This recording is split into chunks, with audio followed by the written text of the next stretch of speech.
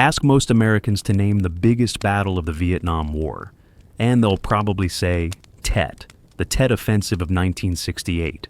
They'll tell you about Viet Cong sappers blowing a hole in the wall of the American embassy in Saigon. They'll mention Walter Cronkite declaring the war unwinnable. They'll talk about how Tet turned American public opinion against the war. And in many ways, they're right. Tet was important. It was a turning point. It changed everything. But it wasn't the biggest battle. The biggest battle of the Vietnam War happened in the spring and summer of 1972. It was called the Easter Offensive. And at the center of this massive campaign was a desperate 3-week siege of a provincial capital in the Central Highlands that most people have never heard of, a city called Kontum. Make sure you subscribe to our channel to discover more untold stories from history. Why don't we remember Kontum? The answer tells you everything about how America processed Vietnam. By 1972, the American public had checked out. The war was supposed to be over. President Nixon had promised to end American involvement through a policy called Vietnamization, training South Vietnamese forces to fight their own war, bringing American troops home. By 1972, there were fewer than 50,000 American military personnel left in all of Vietnam, down from over 500,000 at the peak. American ground combat units were gone. The draft was winding down. American casualties had dropped dramatically. The war was fading from the front pages. And then, North Vietnam launched the largest military offensive of the entire war. 14 divisions. Over 120,000 troops. 400 Soviet-made tanks. Modern artillery. Sophisticated anti-aircraft systems. This wasn't guerrilla warfare. This wasn't ambushes and booby traps and farmers with AK-47s. This was a full-scale conventional invasion. Tank columns rolling across borders. Artillery barrages that would have looked familiar to any World War II veteran. Infantry advancing behind armor support. Combined arms warfare executed by a professional military force equipped with the latest Soviet and Chinese weapons. The North Vietnamese struck on 3 fronts simultaneously. In the north, they crossed the demilitarized zone and attacked toward Hue. In the south, they drove out of Cambodia toward Saigon, besieging the city of An Loc just 60 miles from the capital. And in the Central Highlands, they targeted Kontum with the strategic goal of cutting South Vietnam in half.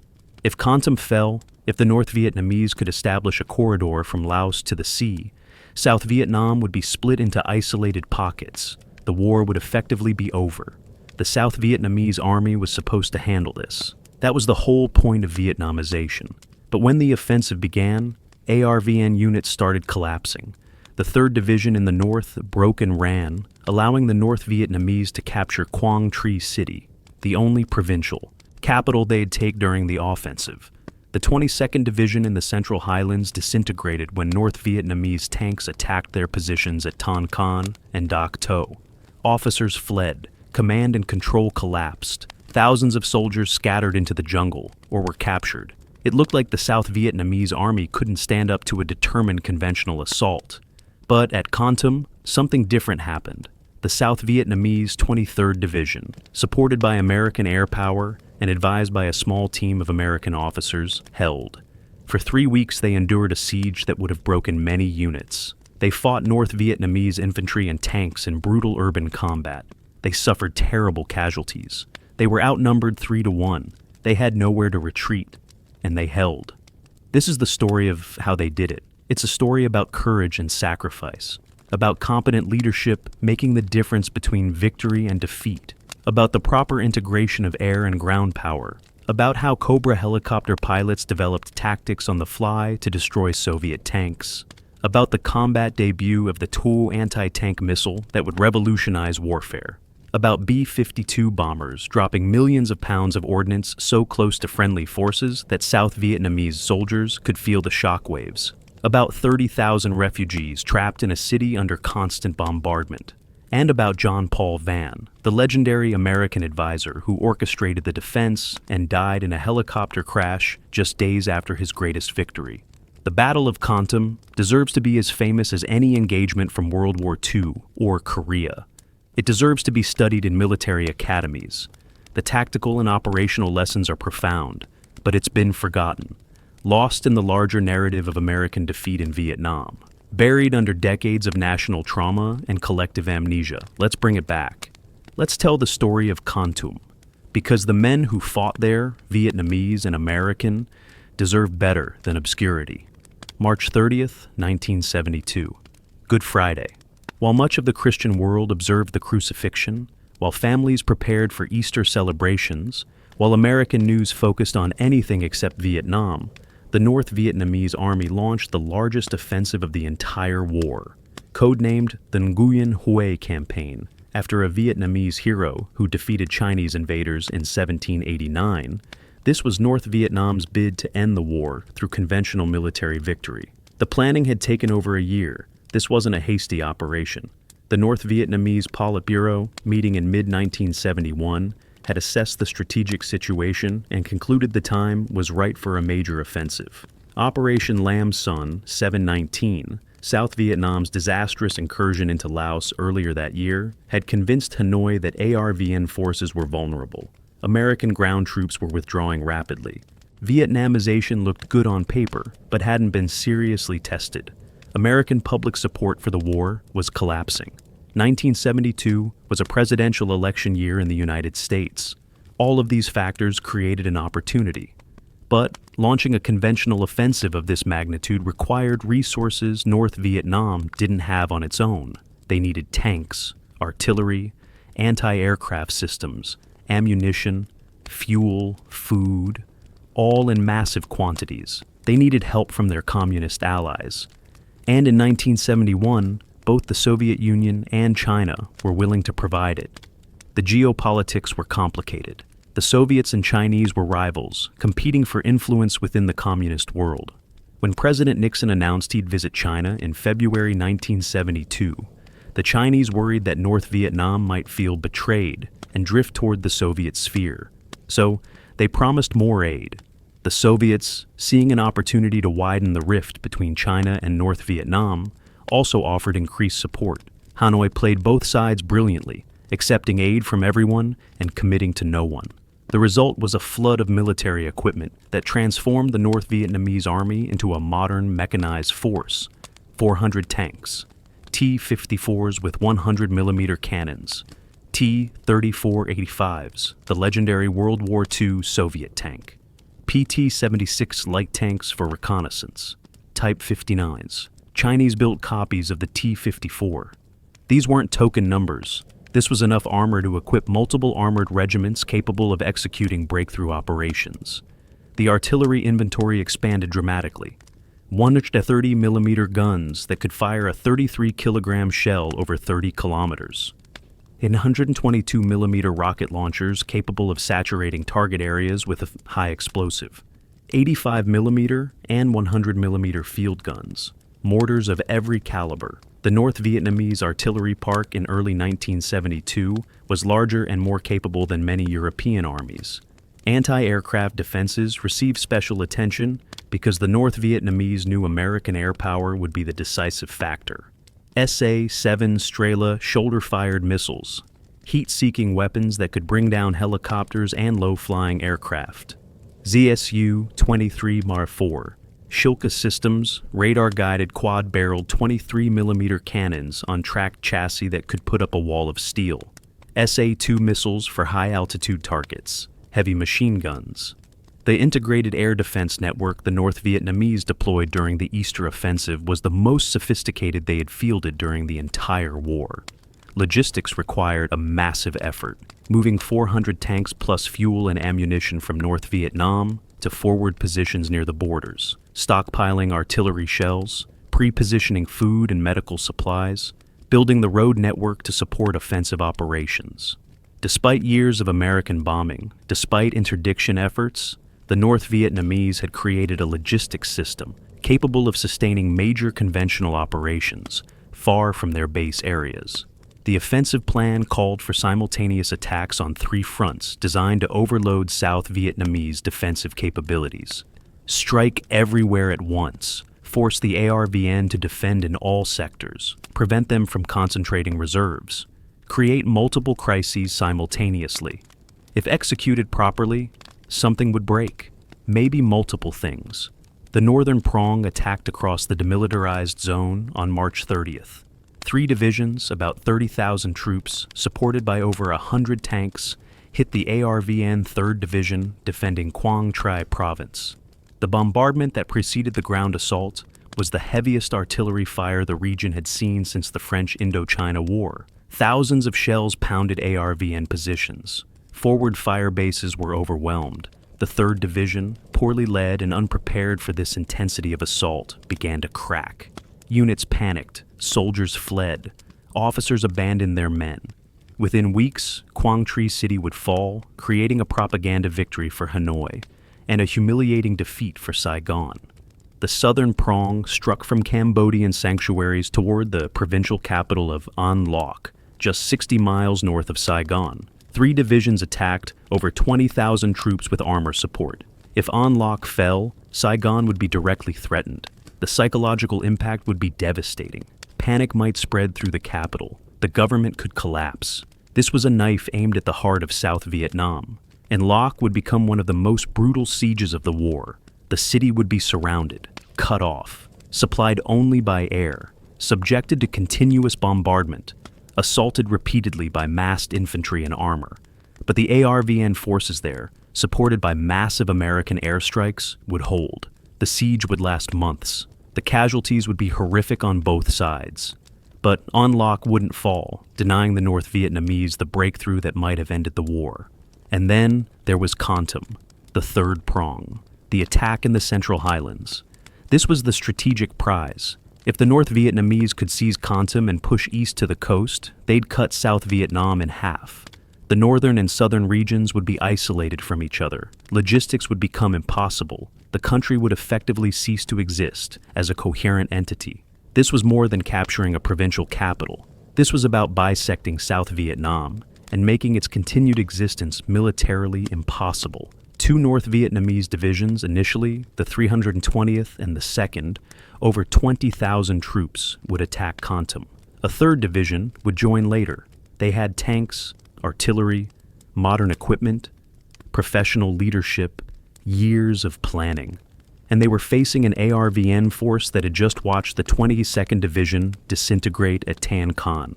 Morale was terrible. Confidence was shattered. Many South Vietnamese officers believed Kontum couldn't be held. Some were already planning to retreat. But there was one man who refused to accept defeat. One man who believed Kontum could hold if the defense was organized properly. One man with the knowledge, experience, and sheer force of personality to coordinate a successful defense against overwhelming odds. His name was John Paul Vann, and he was about to fight the battle that would define his legacy and validate everything he'd said about how the war should be fought. To understand the Battle of Kontum, you need to understand John Paul Vann. He's the most important American you've probably never heard of. And he was the most fascinating, contradictory, brilliant, deeply flawed character of the entire Vietnam War. Vann was born in Norfolk, Virginia in 1924. Poor family, difficult childhood, complicated relationship with his father, or the man he thought was his father. He grew up tough, determined to escape poverty and make something of himself. The military was his way out. He joined the Army Air Corps during World War II. Didn't see combat before the war ended, but he stayed in, made the Army his career, became an infantry officer, served in Korea, though again, he missed the heavy fighting. By the early 1960s, he was a lieutenant colonel with a bright future ahead. And then, Vietnam happened. Vann arrived in Vietnam in 1962 as a senior advisor. He believed in the mission, believed America was helping South Vietnam fight communism, believed the war could be won with the right strategies. What he found shattered those beliefs. He saw incompetence everywhere. Corruption in the South Vietnamese army. Officers more interested in enriching themselves than fighting. American advisors and commanders lying about progress. Body counts inflated. After-action reports falsified. Everyone pretending the war was being won when it clearly wasn't. Vann told the truth. He wrote scathing reports documenting the failures. He told his superiors the strategies weren't working. He spoke to journalists, including Neil Sheehan, who would later write Vann's biography, and told them what was really happening. He became a truth teller in a system built on lies. and the system destroyed him for it. His career was finished. No chance for promotion. No future in the Army. In 1963, he retired, bitter and frustrated. But he couldn't stay away. Vietnam obsessed him, consumed him. He'd invested too much of himself in the war, in the country, in the belief that it mattered. So in 1965, he returned as a civilian, working for USAID. But everyone knew Van wasn't there to dig wells or run development programs. He was there to fight, to be involved in the war, to prove his ideas about how to win were correct. Van's civilian status gave him freedom military officers didn't have. He could speak more bluntly. He could operate more flexibly. He built relationships with South Vietnamese officials. He learned Vietnamese. He studied the country's history and culture. He understood the politics in ways few Americans did, and slowly his influence grew. By 1972, John Paul Van was senior advisor to 2 Corps, responsible for the Central Highlands. His official title was civilian. His actual role was effectively commanding an entire corps. South Vietnamese officers listened to him. They trusted his judgment. They knew he'd been right before when others were wrong. President Thieu in Saigon recognized Van's value. American generals deferred to his expertise in the region.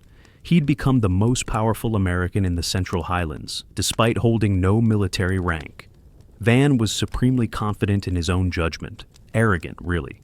He believed he understood Vietnam better than anyone. And often he did.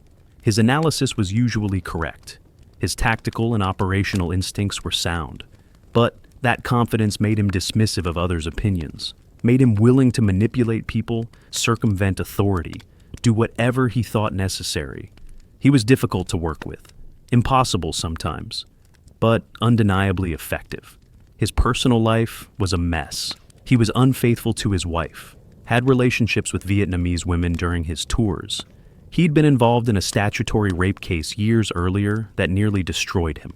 He was reckless with his own safety, flying constantly over battlefields, exposing himself to enemy fire with a bravado that terrified his pilots. He slept maybe 3 hours a night, drove himself relentlessly, drove everyone around him relentlessly. But when the Easter offensive began, when the crisis hit, when the ARVN 22nd Division collapsed and it looked like Kontum would fall without a fight, Van was exactly what South Vietnam needed. He understood something crucial that many others missed. With proper leadership, with adequate support, with effective use of American air power, the South Vietnamese could fight. They could win. They'd proven it before in smaller engagements. Now they needed to prove it at Kontum. Van had received intelligence throughout February and March about the massive North Vietnamese buildup. Aerial reconnaissance showed increased traffic on the Ho Chi Minh Trail. Radio intercepts suggested major troop movements. Prisoner interrogations hinted at something big coming. Van ordered increased B-52 strikes, trying to disrupt enemy preparations. But even he was shocked by the scale when the offensive finally began. When Tan Can and Dak To fell, when the 22nd Division disintegrated, Van saw opportunity in the crisis. The North Vietnamese had given him a gift. They'd paused after their victory, stopped to regroup and resupply instead of immediately pushing south toward Kontum. That pause, maybe 3 weeks, gave Van time to organize a defense, time to bring in fresh troops, time to fortify positions, time to plan. And Van used every minute. He effectively pushed aside the South. Vietnamese 2 Corps commander, Lieutenant General Ngo Dzu, who was paralyzed by the crisis. Dzu was a political appointee, not a combat commander. He lacked confidence, made poor decisions under pressure. When Dzu froze, Van acted. It was a stunning usurpation of authority, a civilian American advisor taking operational control from a South Vietnamese general. But President Thieu, recognizing what was happening, supported it. He replaced Dzu with Major General Nguyen Van Toan on May 10th. Toan was better, more aggressive. But even Toan understood that Van was really running the show. Van brought in Colonel Lai Tong Ba, commander of the ARVN 23rd Division, to take charge of all forces in Kontum Province. Ba was everything the 22nd Division's commander wasn't. Competent, experienced, willing to fight. Someone who wouldn't panic when the tanks came. Van gave Ba operational control of everything. the 23rd Division's regiments, ranger groups, province forces, militia, all unified under one commander who knew what he was doing. Van coordinated with Saigon to get resources, more ammunition, anti-tank weapons, fresh troops, air support allocations, B-52 strikes. Everything the American military could provide without putting American ground troops back into combat. He established procedures for calling in airstrikes, positioned forward air controllers with ARVN units, made sure everyone understood that Kontum was the priority. When Kontum called for support, everything else was secondary. Most importantly, Van flew constantly. His helicopter was always over Kontum or the surrounding area. He'd land at forward positions to talk to troops. He'd circle over battles, directing operations by radio. He barely slept. Grabbed meals when he could. His staff worried he'd kill himself through exhaustion. But Van wouldn't stop. The battle consumed him totally. In those 3 weeks between Tan Con and the assault on Kontum, John Paul Van transformed a panicked, disorganized potential disaster into a prepared, coordinated defensive position. He gave South Vietnam a chance to fight, a chance to hold, and when the North Vietnamese finally attacked in mid-May, the defense was ready. Not perfectly ready, still outnumbered, still outgunned, but ready to fight, ready to prove that with the right leadership and support, the ARVN could stand against anything the North Vietnamese threw at them. John Paul Van was about to orchestrate his masterpiece, the battle that would validate his vision, that would show Vietnamization could work if done properly. He was about to save South Vietnam from being cut in half, and 2 weeks after victory, he'd be dead. The first 2 weeks of May 1972 were deceptively quiet in Kontum. The city sat waiting, tense, nervous. Everyone knew the attack was coming. Intelligence reports confirmed North Vietnamese forces massing to the north. Aerial reconnaissance showed enemy columns moving into position. Radio intercepts suggested preparations for a major assault. But for 2 weeks, nothing happened. Just the waiting, the anticipation, the knowledge that when it came, it would be terrible. Colonel Lai Tong Ba used every hour of that time. He walked the defensive perimeter constantly, inspected positions, talked to soldiers, made sure everyone understood their job. He positioned his 3 infantry regiments in a rough circle around the city. The 53rd Regiment to the north, facing the expected main attack since the North Vietnamese were coming from Tan Con. The 44th Regiment east, protecting the airport, which absolutely could not fall. The 45th Regiment south and west, covering those approaches and providing depth. Ranger groups in reserve, ready to counterattack wherever penetrations occurred. BA had maybe 8,000 combat troops total. The 23rd Division was supposed to have more on paper, but units were never at full strength. Casualties from previous operations, soldiers on leave, desertion, all the normal attrition of a military force in a long war. Against that 8,000, intelligence estimated the North Vietnamese were committing the equivalent of 3 divisions, maybe 30,000 troops, nearly 4-to-1 odds. The math was brutal, but Ba had advantages too. His men were defending their own country, fighting for their homes, their families. That motivation mattered. They were fighting from prepared positions, always easier than attacking, and they had American air power. That was the decisive advantage. B-52 bombers, tactical fighters, Cobra helicopter gunships. If BA could hold long enough for air power to be brought to bear, they had a chance. The defensive preparations were thorough. Artillery positions established with pre-plotted fire coordinates for likely enemy approaches. Anti-tank teams positioned at key choke points with M72 law rockets. Bunkers reinforced. Communications checked and rechecked. Medical facilities expanded as much as possible, though everyone knew the hospital would be overwhelmed once fighting started. Ammunition stockpiled in forward positions, so units wouldn't run out during critical moments. The airport received special attention. Kontum's airport wasn't impressive. Single runway, just long enough for C-130 Hercules cargo aircraft. But that runway was Kontum's lifeline. Once the siege began, once the city was surrounded, everything would come in by air. Ammunition, food, medical supplies, evacuating wounded. If the airport fell, if the runway was rendered unusable, the city would die slowly. BA posted his most reliable troops to defend it. American advisors were embedded throughout the command structure. Lieutenant Colonel Thomas McKenna was the senior advisor to the 23rd Division, working directly with BA. McKenna was experienced, multiple Vietnam tours, decorated, competent. He and Ba had developed a good working relationship, based on mutual respect. Other American advisors were with regiments and battalions, usually a captain or major with the regiments, lieutenants with battalions. Their primary function was calling in American air support. They had survival radios that let them talk directly to American aircraft. That communication link was their most valuable contribution. At Camp Holloway in Pleiku, 30 kilometers east of Kontum, helicopter crews prepared for what they knew would be intense operations.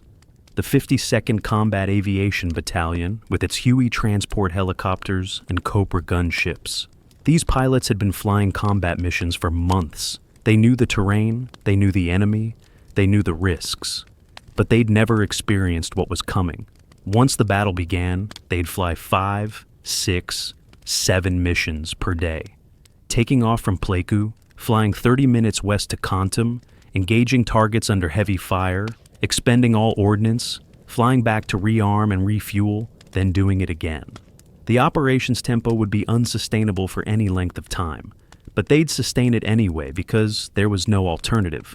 One group received special attention: cruise training with the new TIO missile system. This was experimental technology, wire-guided anti-tank missiles fired from modified UH-1B Huey helicopters. The concept was revolutionary. Engage armor from 3,000 meters away. Guide the missile optically onto target. Destroy any tank in the world, theoretically. The crews had trained for weeks but had zero combat experience with the system. This would be its combat debut. Find out if it worked when people were shooting back. Inside Kontum itself, the civilian situation was desperate. The city's normal population was maybe 15,000. Now it held 45,000. 30,000 refugees who'd fled south ahead of the North Vietnamese advance. They'd seen what happened at Tan Can. They'd heard stories about how the communists treated civilians in captured areas, massacres, forced relocations, revenge killings. They were terrified, and now they were trapped in a city about to become a battlefield. There was nowhere for them to go. The roads out of Kontum led through areas the North Vietnamese controlled. Anyone trying to leave would be killed or captured. The only option was to shelter in place. Stay in homes or basements. Take cover in churches or any building that offered protection. Hope that when the bombardment came, when the shells started falling, their building wouldn't be hit. It was a terrible choice. Stay and risk dying, or flee and certainly die. Most stayed. The local officials tried to prepare, designated buildings as emergency shelters, stockpiled food and water as much as possible, set up aid stations. But everyone knew it was inadequate. Nothing could adequately prepare for what was coming. 30,000 civilians trapped in a city under siege, about to endure 3 weeks of continuous bombardment, artillery shells and rockets that wouldn't distinguish between military and civilian targets. Many would die. The only question was how many. On May 13th, Colonel Ba made a final tour of the defensive perimeter. He talked to soldiers, assured them they would hold. John Paul Vann flew over the city that same day, surveying positions from the air, confirming everyone understood the plan. American air support was on standby. Tau helicopters ready, B-52s ready. Everything that could be ready was ready. May 14th, 1972, 6 a.m.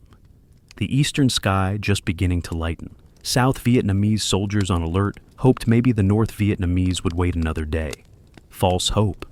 At 6:03 a.m., the first artillery shells began impacting. The bombardment that announced the beginning of the Battle of Kontum. Not harassment fire, not ranging shots.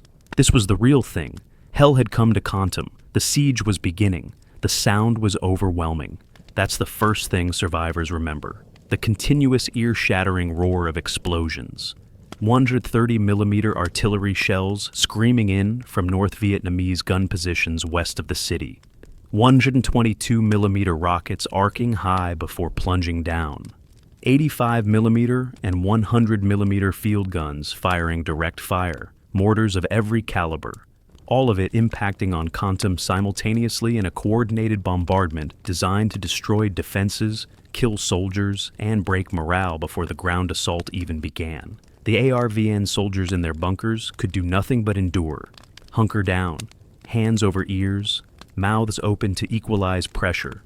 Pray the next shell wasn't the one that landed directly on you. Some bunkers took direct hits. Men died instantly, buried under collapsed earth or blown apart by explosions. Others were wounded, screaming for medics who couldn't reach them because the fire was too intense. Communication became nearly impossible. Radio antennas blown down, landlines severed, officers trying to maintain control in chaos where control was an illusion. The civilian population panicked.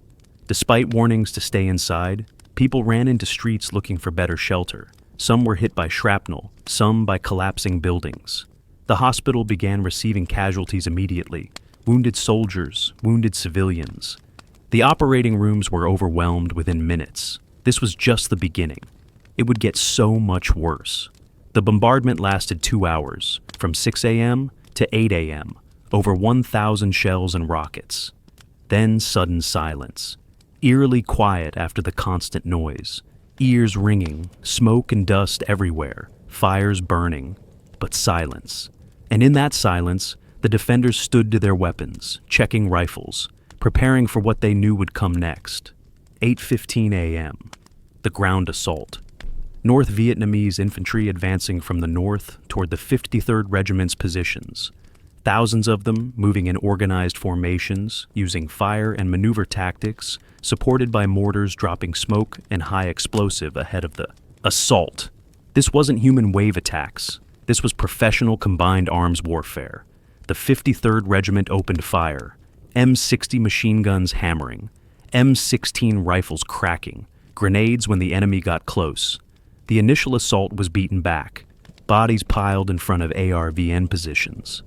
But the North Vietnamese kept coming, more waves, more troops.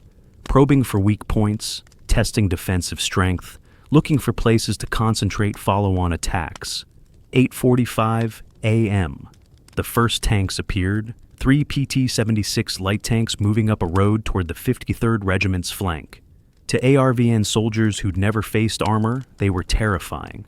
But one soldier, with an M72 Law rocket, waited until the lead tank was 150 meters away. He stood up, aimed, fired. The rocket hit the turret. Shape charge detonated. The tank exploded. Flames shot from the hatches. Crew killed. The other 2 tanks halted, confused. Another Law gunner fired, hit the second tank. It caught fire. The third tank reversed rapidly and withdrew. 2 of 3 destroyed. Small victory, but it mattered. Proof that ARVN could kill tanks if they stood their ground. John Paul Van was already airborne, orbiting at 3,000 feet, coordinating everything. He was on multiple radio frequencies simultaneously, talking to Colonel Ba, talking to regimental commanders, talking to American advisors, talking to helicopter pilots waiting at Pleiku. Ramrod 2-6, this is Blue Ghost 3-9er. We're inbound with 4 Cobras. Where do you need us? That was Major Jim Hill, commander of the Aerial Rocket Artillery Battery. 4 AH-1G Cobra gunships, each loaded with 72.75-inch rockets plus minigun with 4,000 rounds. Van checked his map, looked down at the battle. Blue Ghost, Ramrod, northern perimeter, multiple enemy infantry in the open. You're cleared hot. The Cobras arrived minutes later. The lead pilot rolled in, diving steep to place unguided rockets directly on target. At 1,500 feet, he triggered the rockets. 19 rippled off in rapid succession. Smoke trails filled the sky. Warheads impacted among advancing NVA troops. Bodies flew. The formation scattered. The assault stalled. The other 3 Cobras made their runs. Over 280 rockets total in 90 seconds. The North Vietnamese assault was broken. Units scattered. The attack that had been pushing hard was disrupted. The Cobras turned for Pleiku to rearm. 45 minutes to refuel and reload. Then back over Kontum. Again and again. This would be a long day. The fighting continued through the morning. North Vietnamese probed different sectors. They found a gap between the 53rd and 44th Regiments. Enemy troops infiltrated, got behind the 1st defensive line, but ARVN Rangers counterattacked and drove them out. Close-range fighting, brutal. Grenades and rifle fire at 20 meters, but the Rangers prevailed. By noon on May 14th, the situation was tense but stable. ARVN had held everywhere. North Vietnamese made limited gains, but nothing significant. This was going to be a long fight. Lieutenant Colonel McKenna at the division headquarters assessed the tactical map. Enemy units in multiple locations. Friendly positions holding but under pressure. Artillery ammunition expenditure higher than anticipated. Casualty reports coming in. Dozens killed and wounded. Hospital overwhelmed. Medevac helicopters flying out wounded as fast as possible. Van landed briefly to confer with Ba and McKenna. "How are you holding?" Ba, calm despite chaos, nodded. "We're holding. The men are fighting well. But this is just the beginning. They haven't committed everything yet." Van knew he was right. This was probing. Reconnaissance in force. The real assault, the all-out push to break through, was still coming. "Keep doing what you're doing. B-52s allocated for tonight. We'll make them pay." The first day ended with Kontum still in South Vietnamese hands. But the North Vietnamese weren't finished. For the next 13 days, from May 15th through May 25th, the pattern would repeat with variations. Every day, pre-dawn bombardment, then ground assaults, sometimes against one sector, sometimes multiple sectors simultaneously. Tank attacks when they had them. The North Vietnamese had ammunition stockpiled from years of preparation. They could afford to expend thousands of shells daily, pounding Kontum methodically, trying to destroy defenses and demoralize defenders. The fighting was brutal. Urban combat, where you couldn't see more than a block. Buildings providing cover for both sides. Every street corner, a potential ambush. Every alley, a death trap. ARVN soldiers learned to fight house to house. Throw grenades through windows, wait for explosion, charge in with rifles, fire through walls hoping to hit enemies on the other side. Use buildings as fighting positions until they were destroyed by tank fire or artillery, forcing fallback to new positions. The North Vietnamese adapted too. When Cobras appeared, they'd seek cover immediately. They'd time attacks for poor weather when air support was limited. They'd infiltrate small units at night, causing chaos behind defensive lines, forcing ARVN to commit troops to internal security rather than manning the perimeter. The casualties mounted remorselessly. Every day, dozens of ARVN killed or wounded, the hospital overwhelmed, surgical teams working non-stop, amputations and trauma surgery under conditions that would horrify peacetime doctors, medevac helicopters flying constantly, taking out the most seriously wounded. But there were so many. Some died waiting, some died en route, some died on operating tables. The civilian casualties were horrific. Artillery doesn't discriminate. Rockets don't check if they're hitting soldiers or families. Every day civilians died. Entire families killed when shells hit homes. Children orphaned. Parents searching for missing sons and daughters amid rubble. The Catholic cathedral became a refuge for thousands. People believing God would protect them. Sometimes it was hit anyway. Faith couldn't stop high explosive. But the ARVN soldiers fought with determination that surprised American observers. The conventional wisdom was that South Vietnamese wouldn't fight for their own country.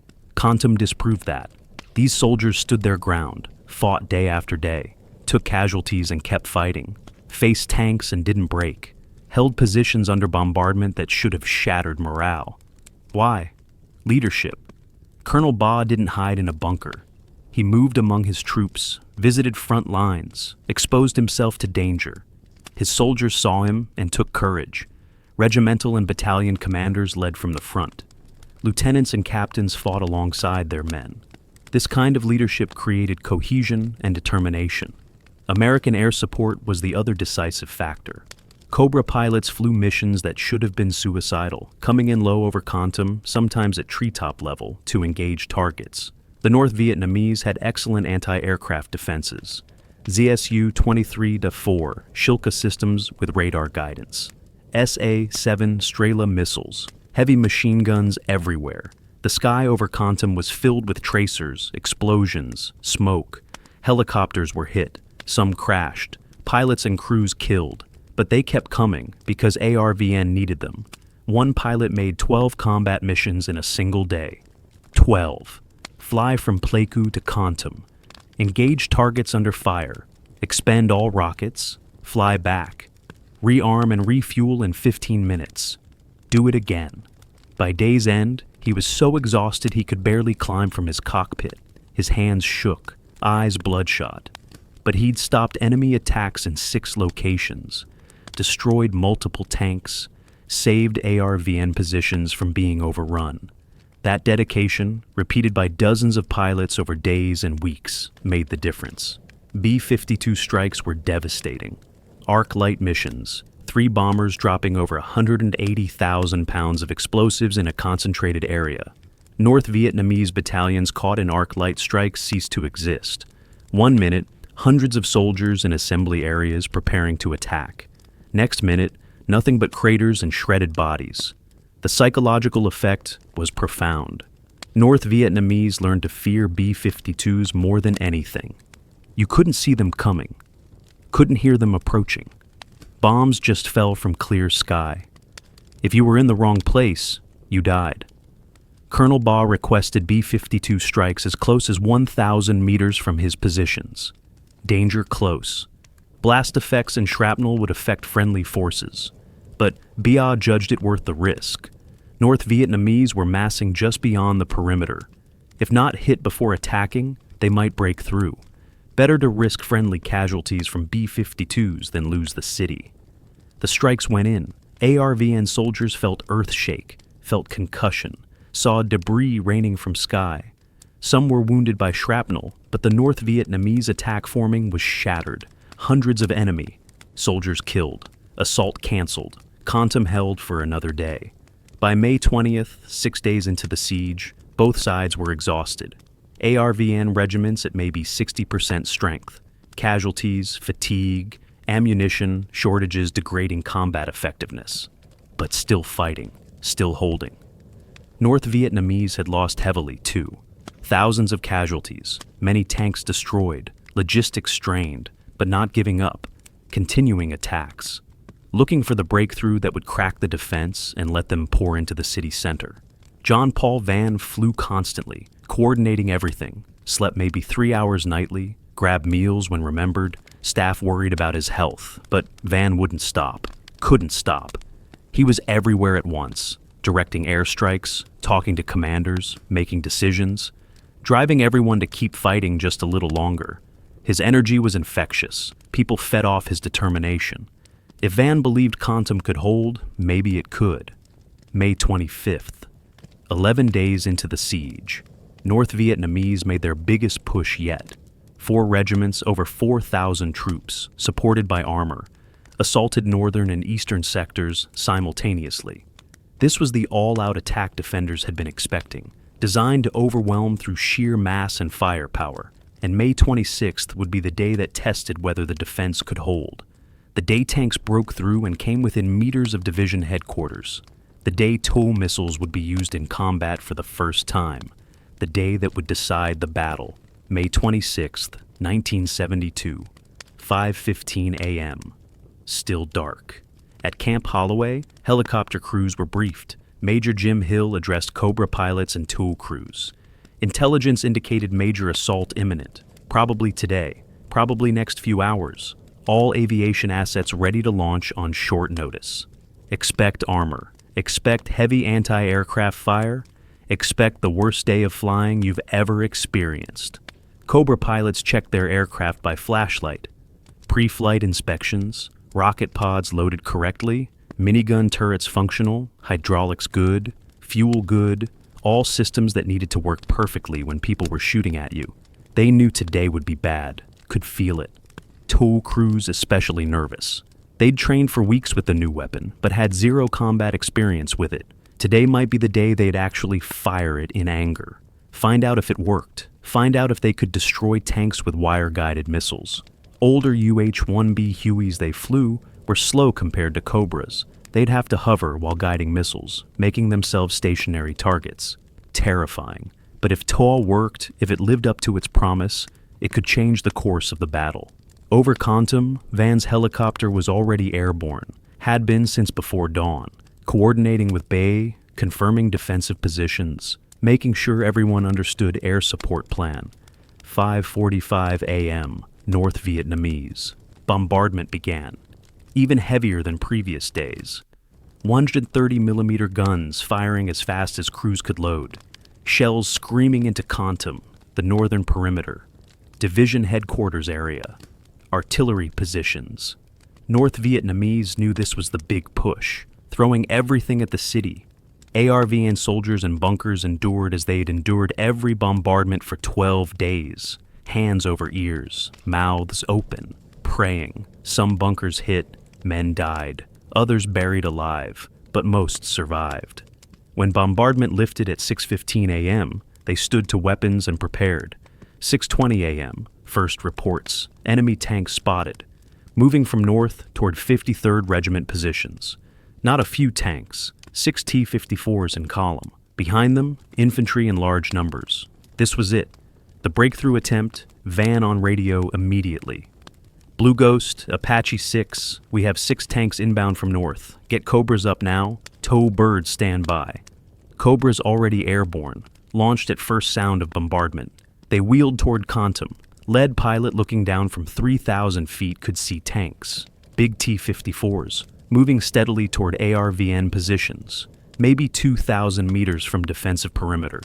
10 minutes from breaking through if nobody stopped them. Lead Cobra pilot called attack. Blue Ghost 39er rolling in hot, pushed into steep dive, building airspeed, nose dropping until almost straight down. This was the tactic for engaging armor. Get steep, get close, put unguided rockets directly on target through piloting skill and courage.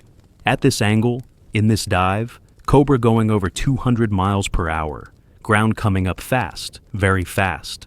Anti-aircraft fire erupted. ZSU systems had radar lock, tracers filling sky. Bright lines of death reaching toward Cobra. Pilot ignored them, focused on target. 1 T-54, growing larger in sights, closer, closer. At 400 feet altitude, triggered rockets, all 70 in ripple fire. 3 seconds, then pulled up. 6, 7 Gs. Helicopter groaning under strain, climbing frantically away from ground fire. Behind him, rockets impacted, most missed. Nature of unguided munitions fired in dive at high speed, but enough hit. Lead T-54 struck by, at least 3 rockets. Heat warheads penetrated turret. Tank exploded. Flames from hatches. Crew killed if any survived initial hits. Second Cobra made run. Same steep dive, same intense ground fire, same terrifying pull-up. More rockets impacting. Second tank stopped. Smoke pouring from engine. Not destroyed, but immobilized. Out of fight. But 4 T-54s remained, still advancing. Cobras had expended all rockets. Had to fly back to Pleiku to rearm. 30 minutes minimum. Tanks would be at defensive perimeter in 5 minutes. ARVN would have to stop them with law rockets at close range. Or tanks would break through, would roll into city, would reach division headquarters. That's when Tuo helicopters got the call.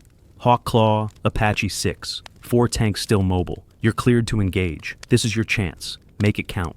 Tau crews moved into position. 2 UH-1B Hueys. Could see tanks moving steadily south. Range approximately 2,500 meters. Well within tow engagement range. Lead gunner looking through magnified optical sight-centered crosshairs on 1 T-54. Could see details. Turret rotating. Machine gun on top. Even markings on armor. Heart pounding. This was it. First combat shot with Tuo missile. Years of development. Millions of dollars. All came down to whether he could guide this missile onto that tank. Hawk Claw engaging. Press trigger. Tow missile launched with burst of flame and smoke. Wire unspooled behind it. Gossamer thread connecting missile to helicopter guidance system. Missile accelerated, climbing slightly, then leveling. Gunner kept crosshairs on tank. Steady, steady. Flight computer reading, sight position, thousands of times per second. Sending corrections down wire. Adjusting missile control surfaces. Steering toward where he was looking. Flight time felt eternal. Reality, maybe 8 seconds. But those 8 seconds contained universes. 8 seconds where everything hung in balance. Where future of Tuo system, future of Kontum, maybe future of South Vietnam, depended on this one missile flying true. Impact. TOW hit T-54 exactly where gunner was aiming. Junction of turret and hull, warhead detonated. Shape-charged jet penetrated armor. Tank's internal ammunition detonated sympathetically. Turret lifted off, spinning through air, landing 10 meters away. Flames and smoke pouring from hull. Total kill. Hit! Confirmed kill. Second TOW helicopter engaged another T-54. Same procedure, launch, guide. Gunner's hands rock steady despite racing pulse. Kept crosshairs on target. Missile flew true. Impact. Another explosion, another tank destroyed. 2 T-54s remained. Now they knew they were being engaged by something deadly and accurate. One tried to reverse, back away from unseen threat. TOW gunner in first helicopter, having reloaded, fired second missile. Tracked perfectly. Hit reversing T-54 inside. Another kill. Last T-54, seeing 3 companions destroyed in less than a minute, stopped. Crew bailed. Abandoned tank and ran. Better to live as infantry than die in burning tank. Attack in that sector, broken. 6 T-54s stopped. 4 destroyed. 1 damaged. 1 abandoned. ARVN defensive perimeter hadn't been breached. Division headquarters safe. Battle, at least in this sector, won. For now. TOW crews flew back to Pleiku, excited, shouting over intercom. It worked! The goddamn thing actually worked! They could kill tanks from 2,000 meters away, could hover safely out of law range and destroy armor with precision. This was a game changer. This would change how helicopter warfare was fought for decades. But right now, they were just happy to have survived and proven the weapon worked. But battle wasn't over, not even close. While tank attack in North was being repulsed, North Vietnamese were launching main assault against Eastern Sector, where Cobras and Tiaos couldn't stop them because fighting was too close, too mixed with ARVN positions. Where next crisis was about to unfold.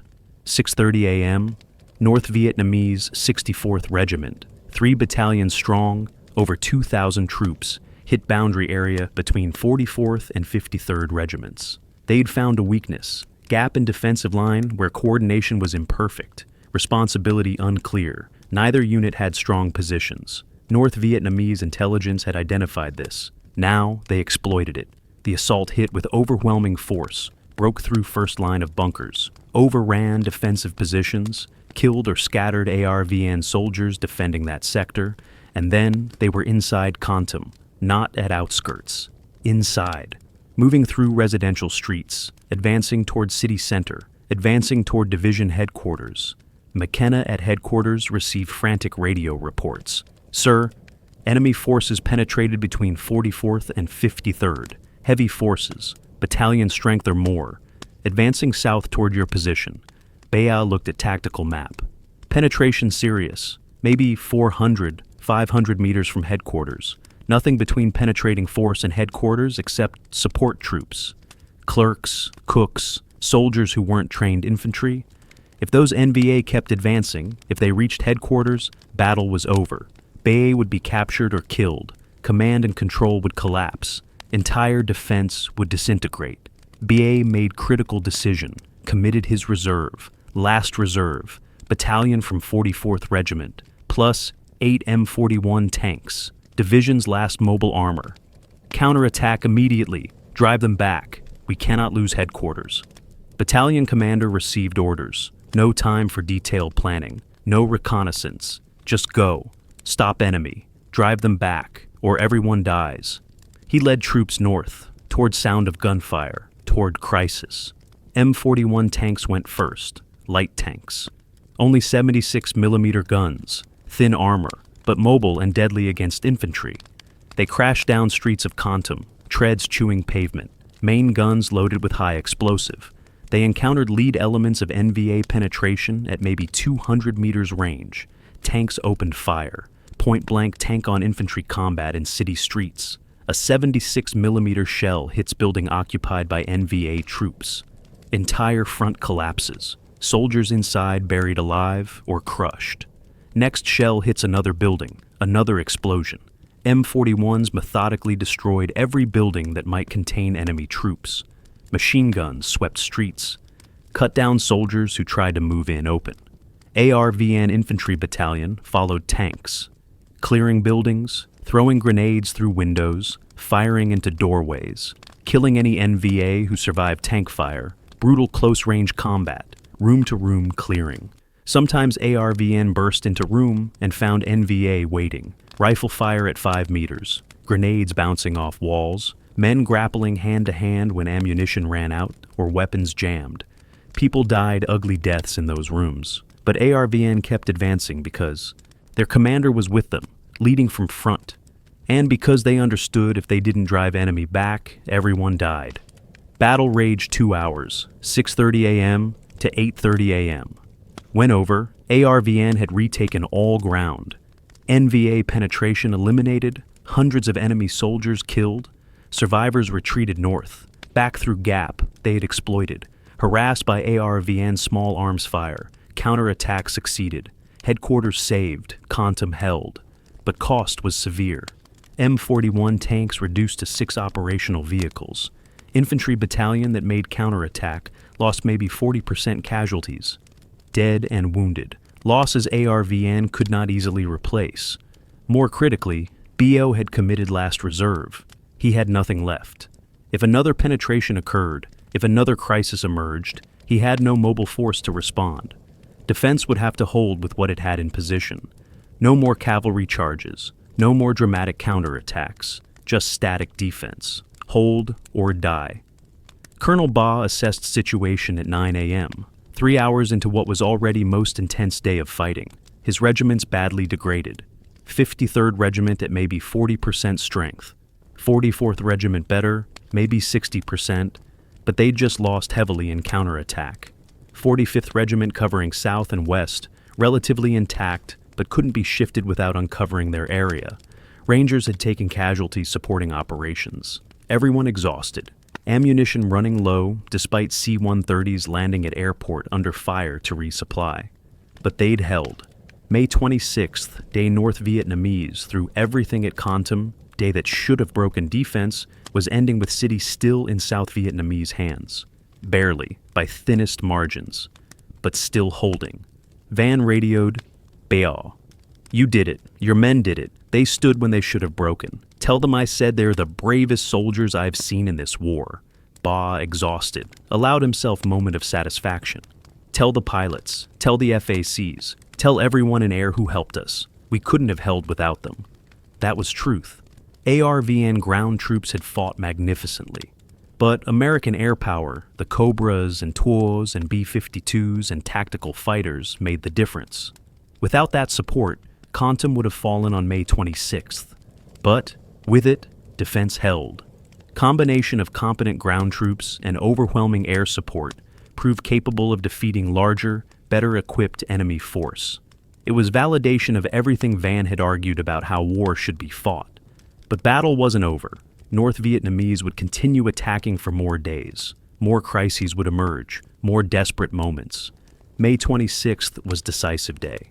Day that proved Kontum could hold. But there were still challenges ahead before siege would finally end.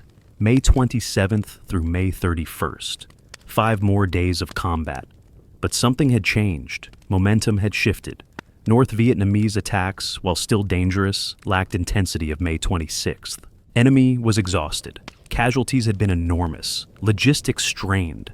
Promised follow-on divisions hadn't materialized. Offensive running out of steam. TOW missiles had changed tactical situation dramatically. Over those 5 days, TOW crews fired 81 missiles total. They scored 50 confirmed hits, 50 tanks destroyed, T-54s, T-34s, PT-76. North Vietnamese armor that had seemed unstoppable weeks before was being systematically destroyed by weapon system crews had barely trained with. Psychological effect on NVA was profound. Tank crews became hesitant. Officers reluctant to commit armor because they knew helicopters with TOW missiles would be waiting. Advantage that armor should have provided was neutralized by American technology and courage of helicopter crews willing to hover in place under fire while guiding missiles.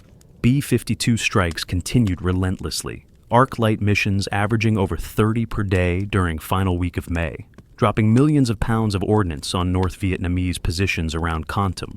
Entire battalions caught in these strikes were obliterated. NVA learned to disperse, dig deeper bunkers, move constantly to avoid being targeted, but couldn't avoid all strikes. Casualties mounted. Officers reported to superiors that units at 50% strength or less, morale declining, soldiers questioning whether sacrifice worth it. Inside Kontum, ARVN defenders equally exhausted, but morale remained relatively stable. They'd survived May 26th. Stopped biggest assault enemy could throw. Every day after felt like borrowed time. Gift. They knew they'd likely die if siege continued much longer, but also knew they had already achieved something remarkable, held against overwhelming odds. That knowledge sustained them through final days. Civilian population had endured unimaginable horror, 3 weeks under siege, constant shelling, buildings destroyed, families killed, bodies lying in streets because wasn't safe to bury them, hospital overwhelmed beyond all capacity, food running low, water supplies contaminated, disease spreading, 30,000 refugees and 15,000 residents living in basements, churches, bomb shelters, anywhere offering any protection from shells and rockets falling randomly, constantly, without warning. Some civilians died from fighting, direct hits, shrapnel, buildings collapsing. Others died from disease, starvation, untreated injuries. Exact number would never be known, hundreds certainly, perhaps over 1,000. When battle finally ended, there would be mass graves, bodies buried quickly to prevent disease, families searching for missing loved ones, children asking for parents who weren't coming back, psychological trauma lasting generations. Kontum would physically rebuild over years, but emotional scars would never fully heal. May 29th. North Vietnamese made one last major assault. Coordinated attack against 45th Regiment in South and West. 3 battalions, maybe 1,500 troops, supporting artillery and mortar fire. They achieved limited penetrations, got inside defensive perimeter in 2 places, caused chaos and confusion. But ARVN held. Regimental commander, showing leadership that characterized defense of Kontum, personally led counterattack with reserve company, drove enemy back in fierce close-range fighting. Penetration sealed, line held. That was last major North Vietnamese assault on Kontum. After May 29th, attacks diminished. Probing actions, harassment fire, small unit raids. But no more massed infantry assaults, no more armor attacks. North Vietnamese B3 Front Headquarters, analyzing situation, concluded Kontum couldn't be taken at acceptable cost. Offensive had failed. Time to withdraw, regroup, prepare for next phase of operations. May 31st. Van, circling over Kontum, as he'd done every day for weeks, looked down at battered city and made judgment call. Battle was over. North Vietnamese were withdrawing. Aerial reconnaissance showed enemy columns moving west, back toward sanctuaries in Laos and Cambodia, taking wounded, destroying equipment they couldn't carry, not a rout. Organized retreat, but definitely retreat. Van radioed superiors. Kontum is secure. Enemy offensive has failed. City held. That night, sent classified message to General Crichton Abrams, commander of all U.S. forces in Vietnam. Battle of Kontum demonstrates that with proper leadership, adequate support, and effective use of air power, ARVN forces can defeat NVA conventional attacks. Vietnamization can work, but requires continued U.S. air support and advisory presence. Remove those elements, and outcome would be very different. Van was right. That message, sent in flush of victory, contained seeds of ultimate defeat 3 years later, when American support was withdrawn, when B-52s stopped flying, when advisors went home. ARVN would face similar offensives without tools that made victory possible at Kontum, and they would lose. But in May 1972, that future defeat seemed distant, impossible. Victory at Kontum suggested South Vietnam could survive, could win. It was false hope, but for a brief moment, it seemed real. June 1st. Guns fell silent over Kontum. For first time in 18 days, no artillery bombardment, no rockets, no mortars. Silence was eerie, unnatural. Soldiers who'd lived with constant noise, constant explosions, constant danger, didn't know how to process silence. Some couldn't sleep that first quiet night. too accustomed to sounds of war. Peace felt wrong, threatening, like something terrible about to happen. But nothing happened. North Vietnamese were gone, withdrawing west towards sanctuaries. Aerial reconnaissance confirmed it. Columns of troops, trucks carrying wounded, abandoning positions, destroying ammunition they couldn't transport. Offensive in Central Highlands was over. Kontum had held. South Vietnam had not been cut in half. Cost of victory was staggering. ARVN casualties never precisely determined because record-keeping in chaos of battle was imperfect, but estimates suggest approximately 2,000 ARVN soldiers killed in action during Battle of Kontum, another 4,000 wounded, many seriously. From initial defensive force of maybe 8,000 combat troops, that's 75% casualty rate, 3/4 of defenders killed or wounded, some units essentially destroyed.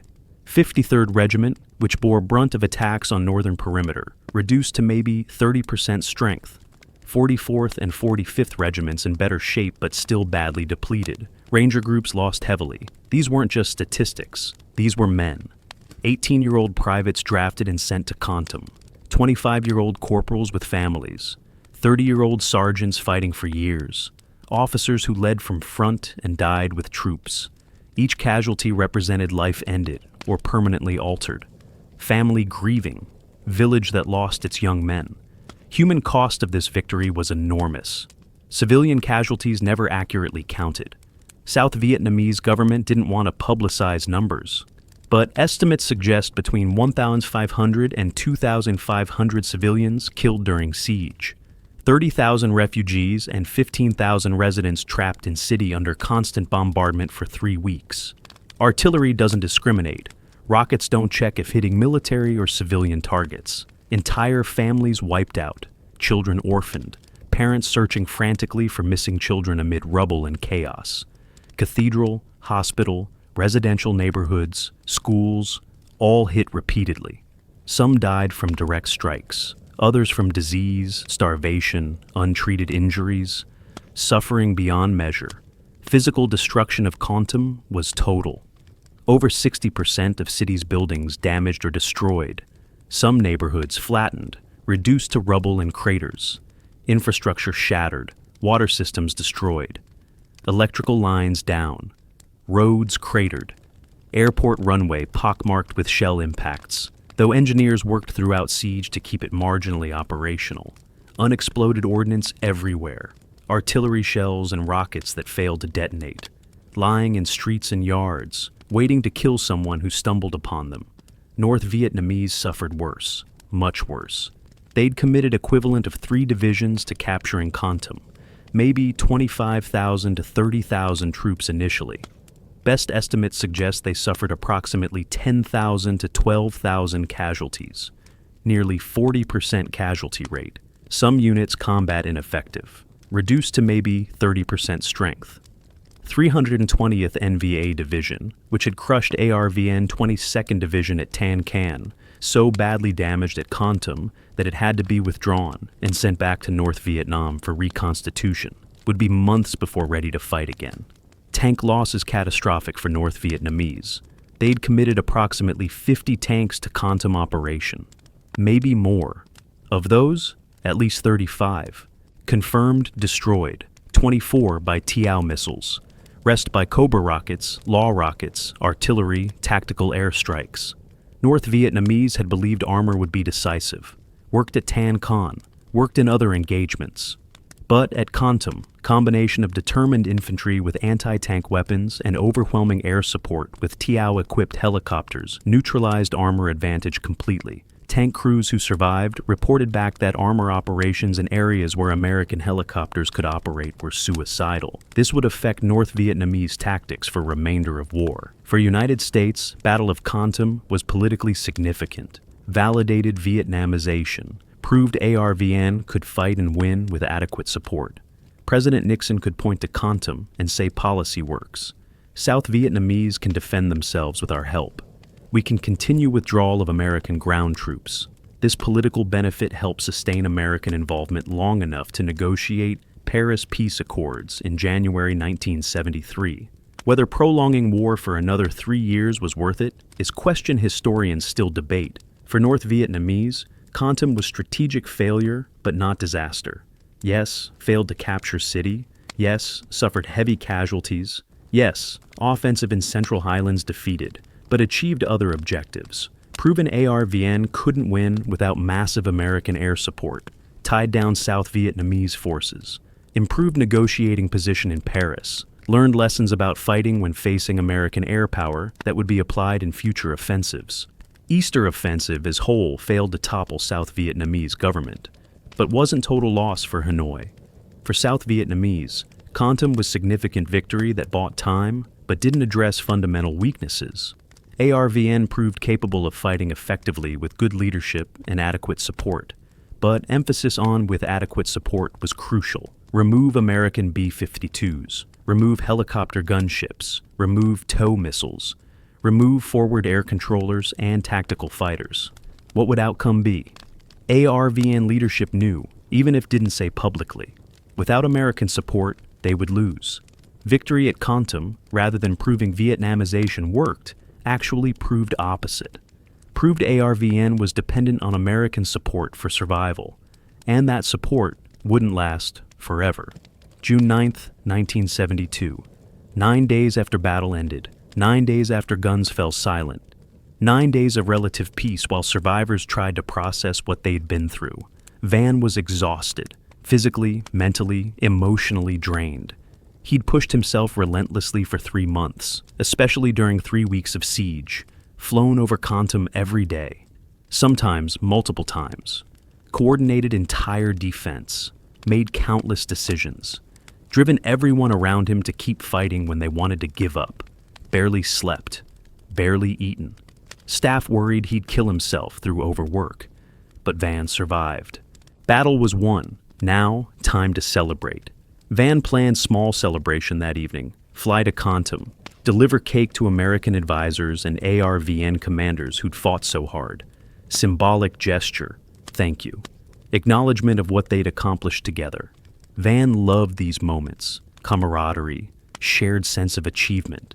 After years of frustration, seeing strategies fail, witnessing defeat after defeat, he'd finally orchestrated clear, undeniable victory. Kontum held. Strategy worked. He'd been proven right. He wanted to savor that with men who made it happen. Weather that evening was terrible. Kontum is in Central Highlands, mountainous terrain. Early June, monsoon season beginning. Heavy rains, low clouds, limited visibility. Flying in these conditions, especially at night, was dangerous. Van's pilot, Captain Robert Richards, advised against it. "Sir, we should wait until morning. Better weather, safer, celebration can wait." But Van insisted, wanted to go tonight. Tomorrow would be too late. Moment would pass. Spontaneity lost. He'd flown in worse weather. Wasn't worried. Besides, been flying over these mountains for months. Richards knew terrain. They'd be fine. Richards reluctantly agreed, used to Van's insistence on flying regardless of conditions. Van had rank. Technically civilian, but with authority exceeding most generals. You didn't say no to John Paul Van unless you had overwhelming reasons. Tonight, despite bad weather, Richards didn't have overwhelming reasons. Just caution, just prudence, just pilot's instinct saying conditions weren't ideal. But Van wanted to fly, so they'd fly. Took off from Pleiku approximately 7 p.m., flying northeast toward Kontum. Helicopter was Bell OH-58 Kiowa, small observation helicopter, 2-seater, light and maneuverable, but not particularly stable in rough weather. They followed Highway 14, road connecting Pleiku to Kontum, using it as visual reference in gathering darkness and clouds. Standard procedure, follow known landmarks. Don't rely entirely on instruments in marginal weather. Keep visual contact with ground. But clouds were thick, rain heavy, visibility terrible. Richards flying on instruments more than he wanted, trusting gauges, keeping helicopter straight and level, maintaining altitude. But in mountains, in darkness, with heavy weather, instrument flying is difficult. You lose situational awareness, can't see terrain. You're trusting technology and training and hoping you don't make mistake. Been airborne maybe 25 minutes. Richards concentrating, focusing on instruments, flying carefully. Van in back seat, probably thinking about celebration ahead. What he'd say to commanders, about victory they'd achieved. 2 South Vietnamese passengers also aboard. ARVN officers. Nobody knows exactly what happened next. Helicopter flew into hillside, at high speed, full impact. Aircraft disintegrated on contact. Metal and bodies scattered across mountainside. Richards killed, instantly. 2 Vietnamese passengers died at scene. John Paul Van, sitting in back, died either on impact or shortly after. He was 47 years old. Investigations afterward. Analysis of crash site. Attempts to reconstruct what went wrong. Most likely explanation straightforward and tragic. Controlled flight into terrain. Richards, flying on instruments in poor visibility, lost situational awareness. Didn't realize how low he was, how close to mountains. By time he saw ground, if saw it at all, too late. No time to pull up, no time to avoid hillside. Just impact, death. Some Vietnamese accounts claimed helicopter shot down by enemy fire. No credible evidence. Wreckage showed impact damage, not battle damage. North Vietnamese had withdrawn from area. No enemy forces in position to shoot at helicopter flying that route. Crash site found within days. Examined by investigators. It was pilot error most likely. Tragic accident, weather, darkness, mountains, all combined to kill one of most important Americans of entire Vietnam War. Irony profound and painful.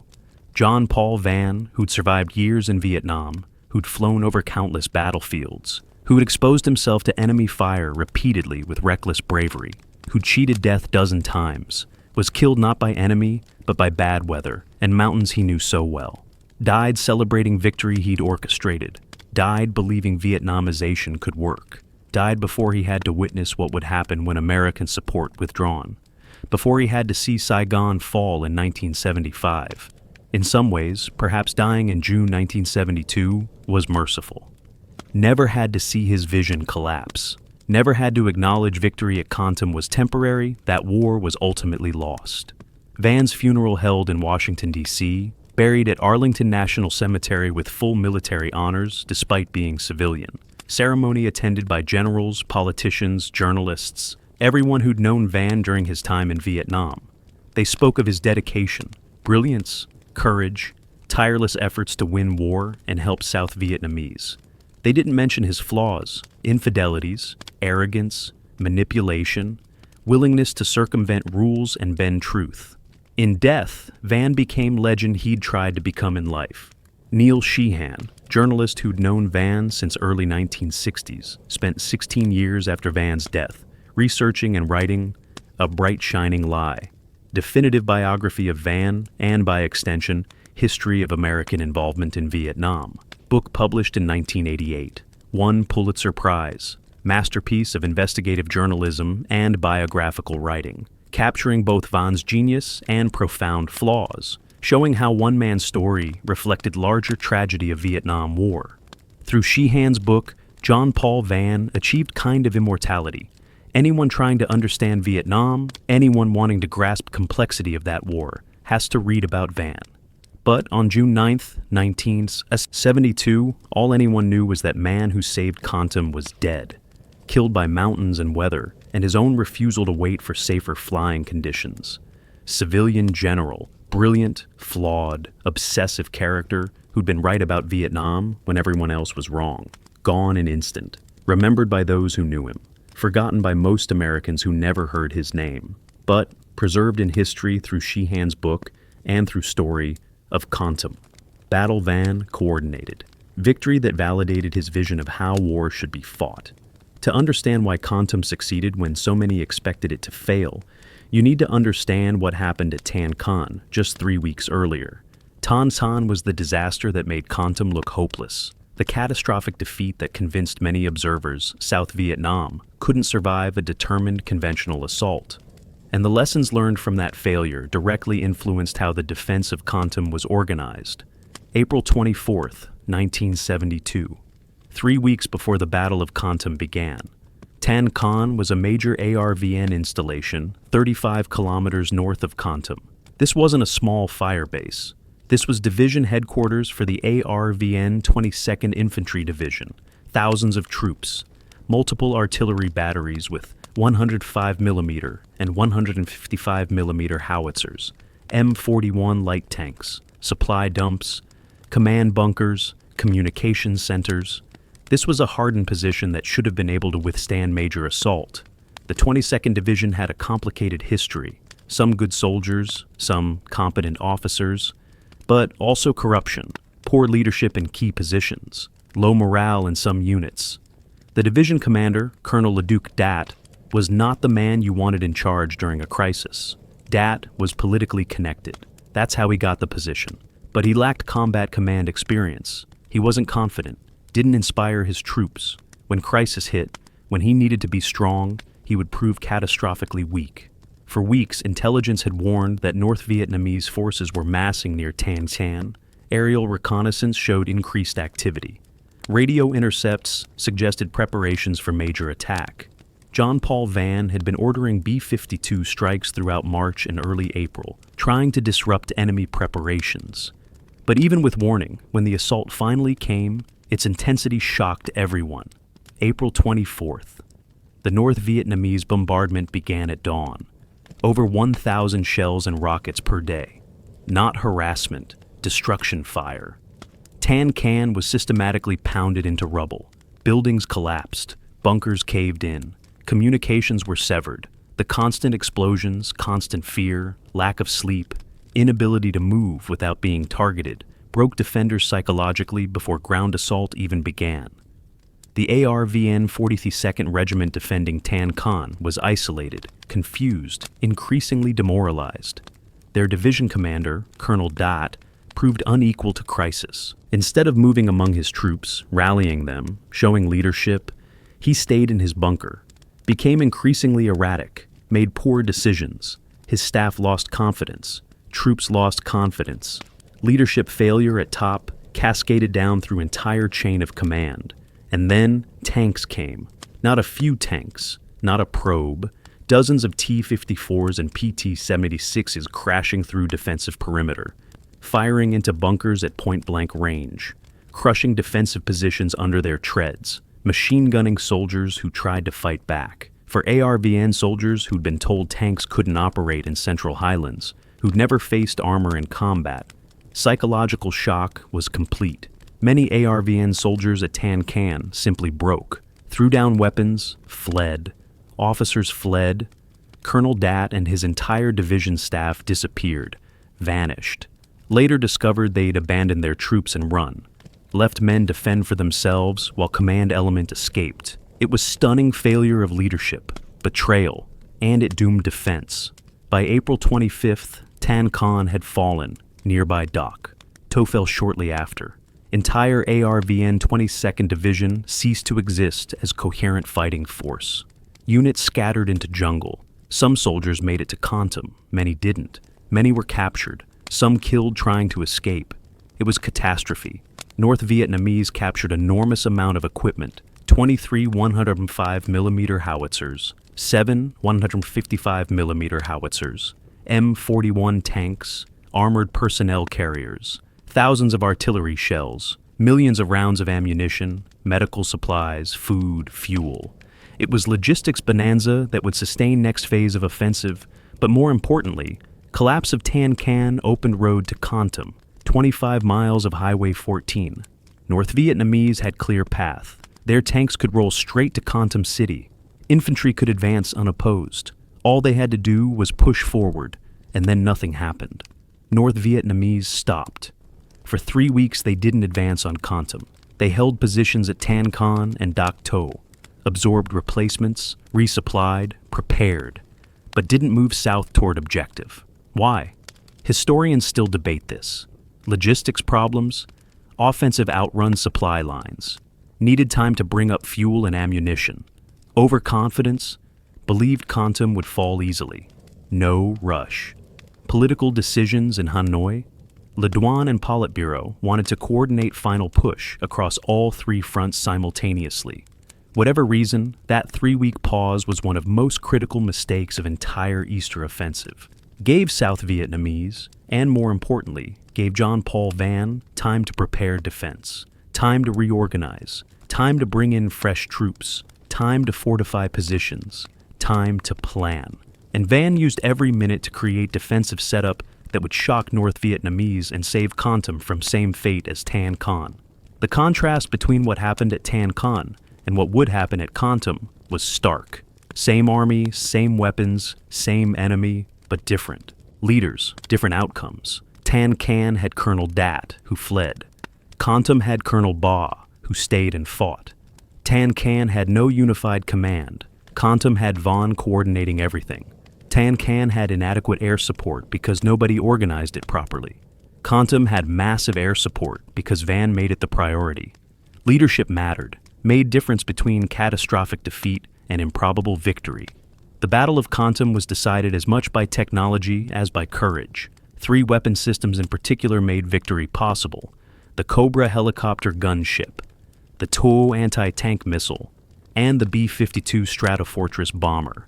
Let's talk about each and how they were employed at Kontum. The AH-1G Cobra was revolutionary when it entered service in 1967, first dedicated attack helicopter ever built. Before Cobra, armed helicopters were just transport helicopters with guns bolted on. UH-1, Hueys rigged as gunships. They worked, but they were slow, ungainly, vulnerable. Bell Helicopter Company designed Cobra from ground up as attack platform. Narrow fuselage, tandem seating with gunner in front, pilot in back, elevated for better visibility. Stub wings to carry weapons. Small cross-section making it harder to hit. Fast, maneuverable, deadly. Standard loadout for Cobras at Kontum was 72.75-inch rockets in pods under stub wings, plus minigun turret and nose with 4,000 rounds of 7.62mm ammunition. The rockets were unguided, literally just tubes you aimed at, target, and fired. No sophisticated guidance, no computers, just pilot skill and courage. To engage tanks with unguided rockets, Cobra pilots developed extreme dive attack. Steep angle, 45 degrees or more. Build up airspeed and dive. Get close, really close, 400 feet or less. Trigger all rockets in rapid sequence. Then pull up frantically before hitting ground or being hit by ground fire. Pull 6, 7, 8 Gs. Helicopter groaning under strain. Climbing desperately to get away. This tactic was terrifying to fly. You're diving at ground at over 200 miles per hour. Anti-aircraft fire coming up at you. Tracers filling sky.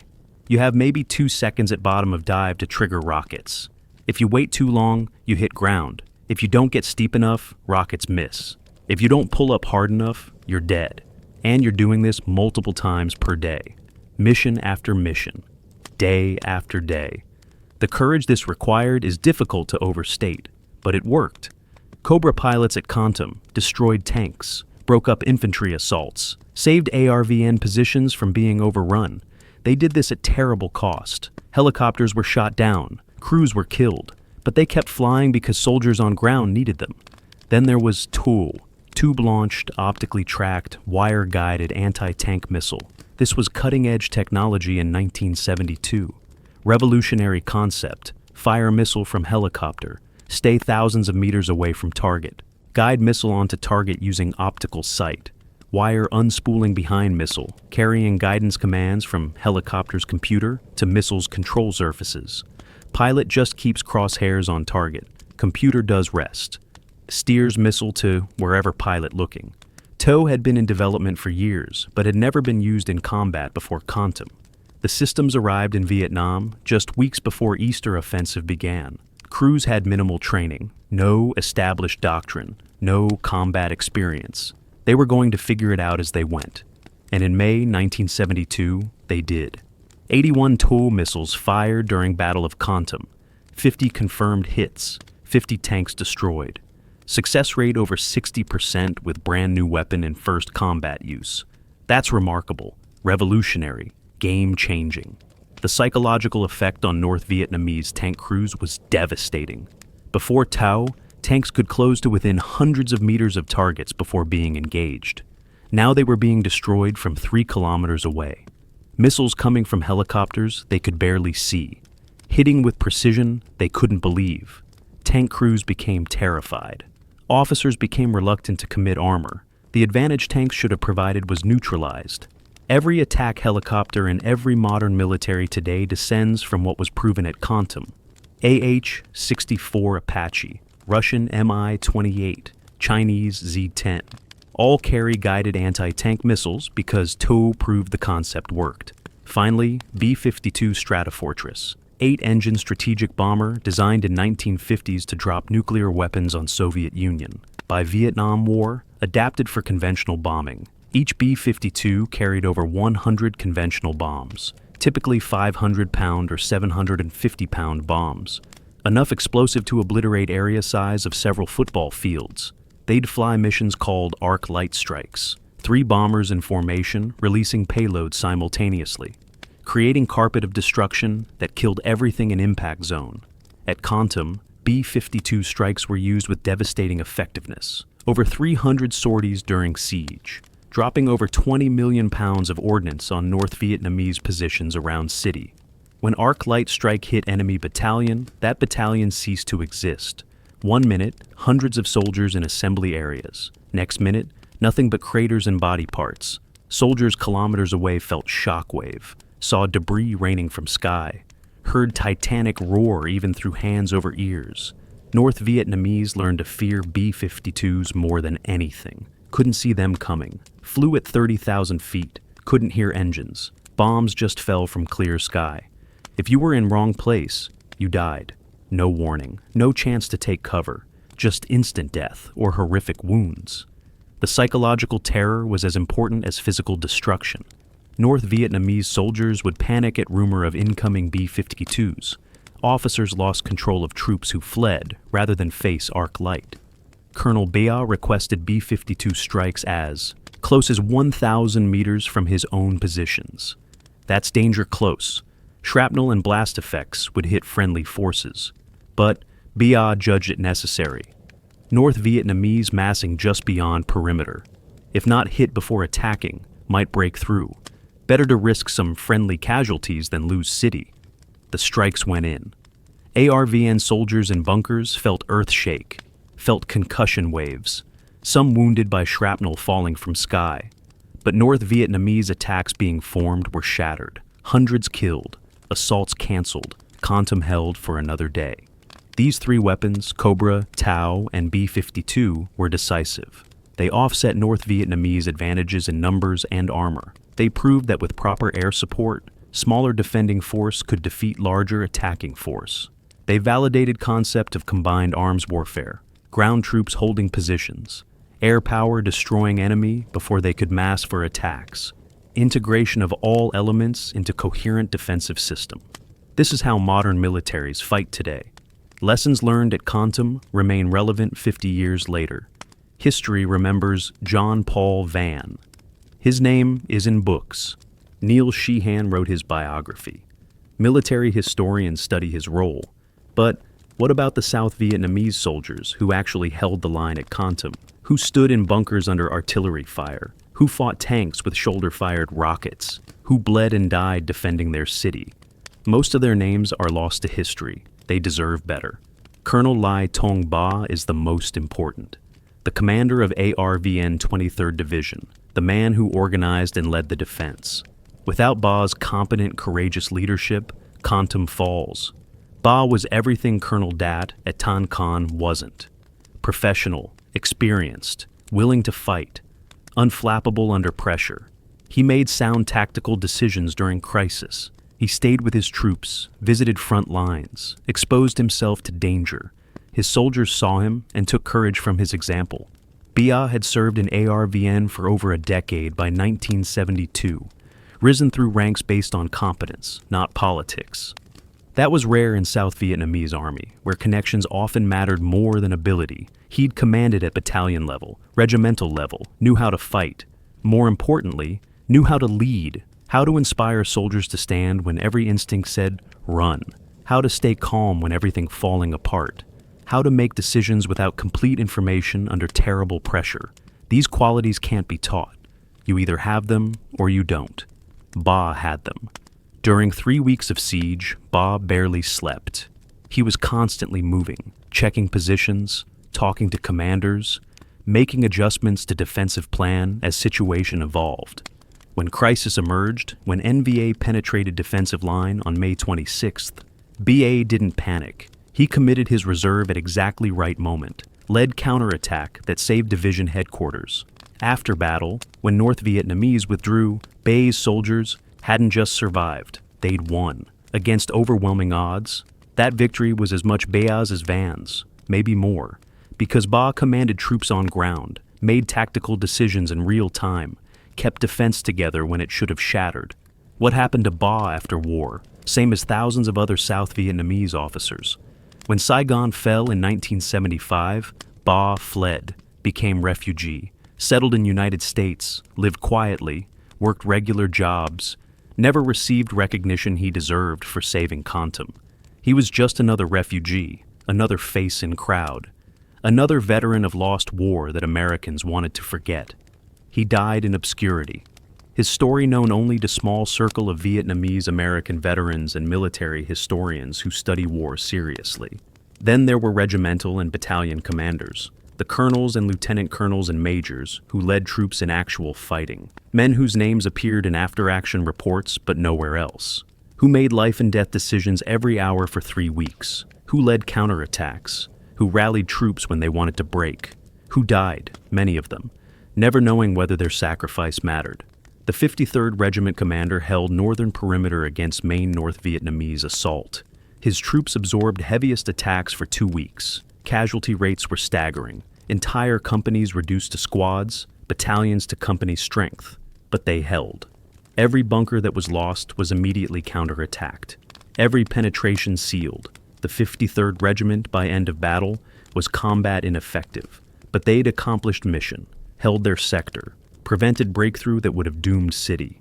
The 44th Regiment commander executed counterattack on May 26th that saved division headquarters, led his troops personally, was wounded during fighting but refused evacuation, stayed in command until battle won. That kind of leadership, leading from front, sharing danger with troops, creates loyalty and determination that no amount of training can replicate. His soldiers fought for him. They'd have followed him anywhere. Many followed him to death. But they won. The 45th Regiment commander held south and west sectors throughout siege. His area saw less intense fighting than north and east, but that was luck of geography, not reflection of his leadership. He positioned his troops well, maintained discipline. When ordered to send units to support other sectors, he complied, despite it weakening his own positions. That kind of cooperation, subordinating unit interests to overall defense, was exactly what Tan Khan had lacked and Kontum required. And then there were soldiers, privates and corporals and sergeants whose names nobody remembers. The ARVN soldier who destroyed lead tank in first tank attack on May 14th stood up from his foxhole with M72 Law rocket, waited until tank was 150 meters away. Knowing if he missed, tank would kill him, he fired. Rocket hit, tank exploded. He survived. That moment of courage, replicated hundreds of times during siege, made difference between holding and breaking. The soldiers who manned bunkers under constant artillery bombardment, who stayed in positions despite knowing next shell might be one that killed them, who fired their rifles and machine guns until barrels glowed red from heat, who threw grenades until arms were so tired they could barely lift them, who fought with bayonets and rifle butts when ammunition ran out. These weren't supermen. They were scared, exhausted, traumatized. But they stayed, they fought, they held. Many died. Over 2,000 ARVN soldiers killed at Kontum. Each one was somebody's son, somebody's brother, somebody's husband or father. They died defending city most Americans have never heard of, died in battle that's been forgotten. Their sacrifice deserves recognition, honor, remembrance. Instead, they've been erased from history, written out of narrative, dismissed as part of defeated army that couldn't fight. Kontum proves that's lie. They could fight. They did fight. They won. After war, survivors scattered. Those who could fled Vietnam, became refugees in camps throughout Southeast Asia. eventually resettled in United States, France, Australia, wherever they could find asylum. They arrived with nothing, started over in foreign countries, learned new languages, adapted to new cultures, took whatever jobs they could find. Many succeeded, built new lives, raised families, became productive members of their adopted countries, but they carried memories of Kontum, of friends who died there, of victory that mattered for a moment, but ultimately changed nothing. In Vietnamese American communities today, veterans of Kontum are elderly men, grandfathers. They gather occasionally, small groups, and talk about battle. Remember fallen comrades. Mourn what was lost when Saigon fell. Their children and grandchildren, born in America, often don't understand, don't grasp significance of what their fathers and grandfathers endured. That's natural. Immigrant experience. Each generation moves further from old country, further from memories of war. But those veterans remember. They'll remember until they die.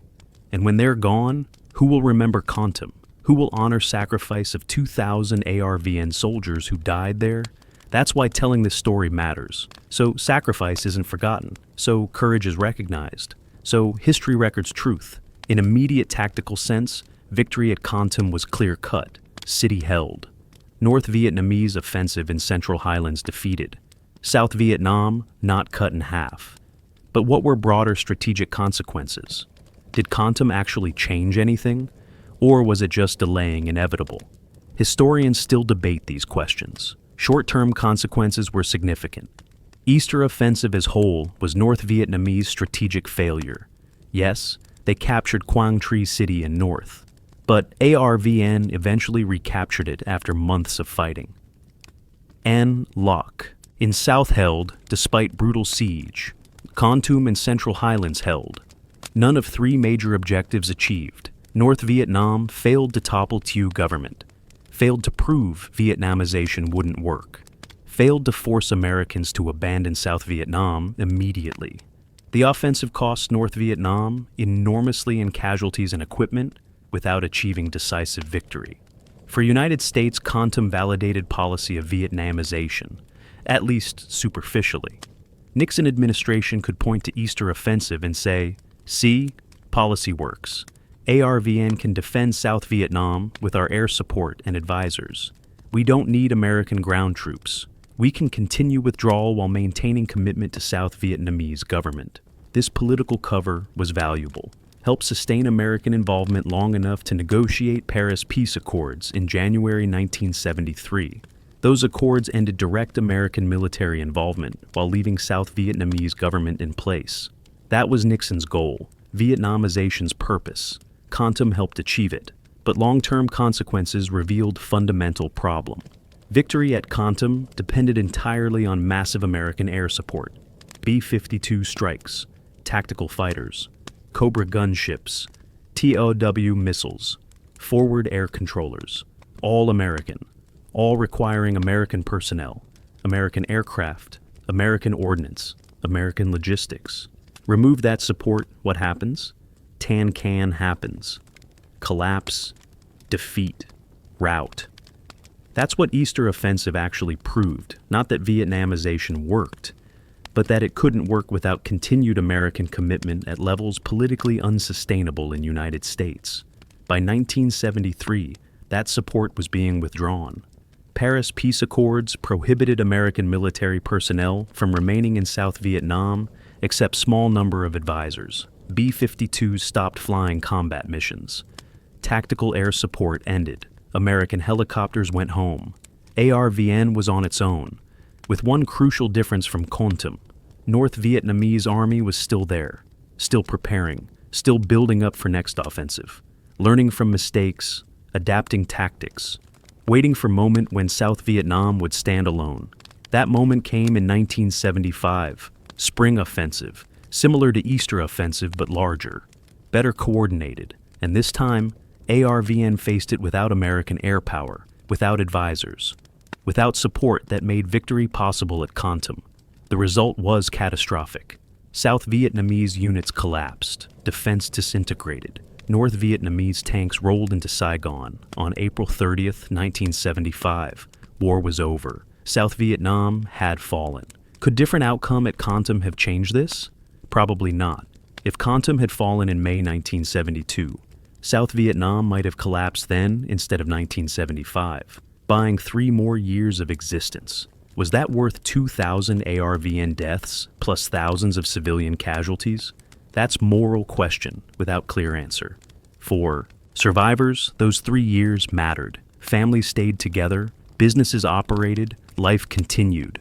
For those who died, defending system that would eventually fall anyway, sacrifice seems more tragic, more pointless. But strategic significance of Kontum extends beyond Vietnam War.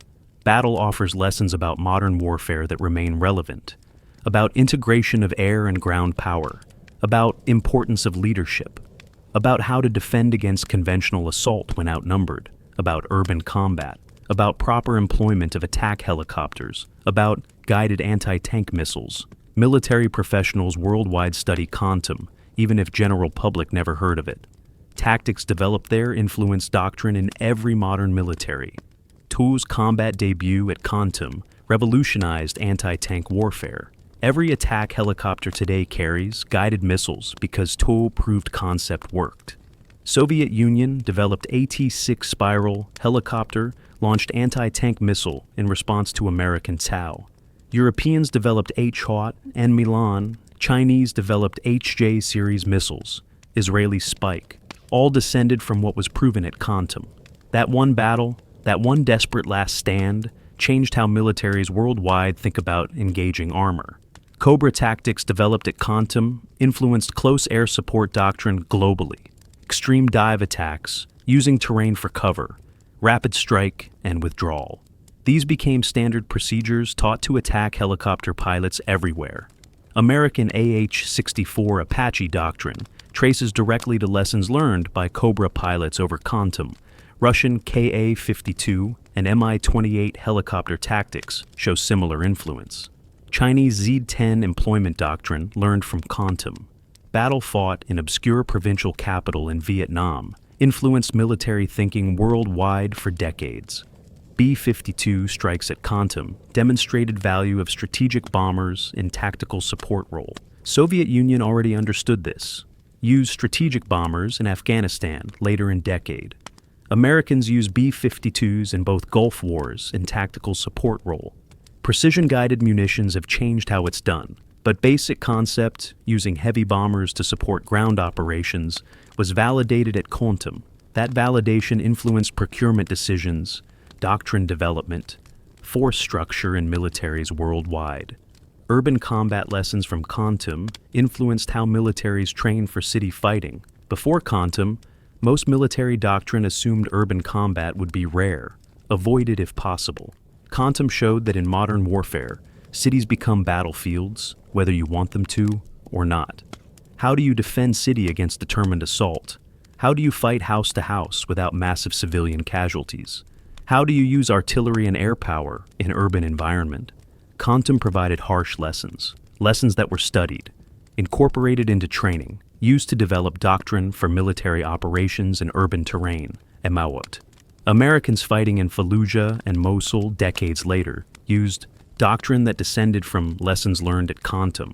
So did Kontum matter strategically? Yes and no. It didn't save South Vietnam, couldn't. Problem was political, not military.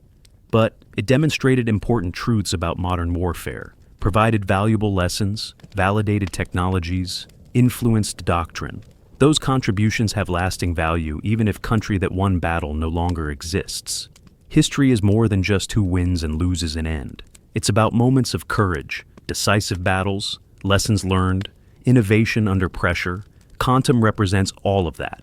That's why it matters, why it deserves to be remembered and studied. What can modern military professionals learn from Battle of Kontum? More than you might think. Despite being fought over 50 years ago, many lessons remain directly applicable to contemporary warfare. Let's examine key takeaways. First, leadership matters more than equipment. ARVN at Tan Con and Kontum had same weapons, same organizational structure, same enemy, different leaders, different outcomes. Colonel Dot fled Tan Con. His division collapsed. Colonel Ba stayed at Kontum. His division held. That difference in leadership, multiplied across all levels from division down to squad, determined whether units stood or ran. Modern militaries spend billions on advanced weapons. Sensors, communications, all important. But nothing replaces competent, courageous leadership. You can't buy that. Can't manufacture it. Have to develop it through training, education, experience. Kontum proves this principle decisively. Second, integration of air and ground power is essential. ARVN ground troops at Kontum were outnumbered 3-1, outgunned, low on ammunition, exhausted. But they held because American air power offset North Vietnamese advantages. B-52s destroying enemy formations before they could attack. Cobras breaking up assaults, TOOs destroying tanks. This wasn't air power alone winning battle. Ground troops had to hold positions. But it wasn't ground troops alone either. Victory required both elements working together seamlessly. Modern combined arms doctrine emphasizes this integration. Kontum shows why. When done properly, air and ground power create synergy where total is greater than sum of parts. Third, technology matters, but only if employed properly. Tau missiles were revolutionary technology, but they sat in storage until crews trained with them, developed tactics, figured out how to use them in combat. If TOA had been deployed at Kontum without training, without doctrine, it might have failed. Expensive technology sitting unused or misused. Because somebody actually put in work to make it operational, it became decisive. Modern militaries have amazing technology. Drones, precision-guided munitions, advanced sensors. But technology alone doesn't win battles. People do. People who understand how to employ technology effectively. Kontum reminds us of that truth.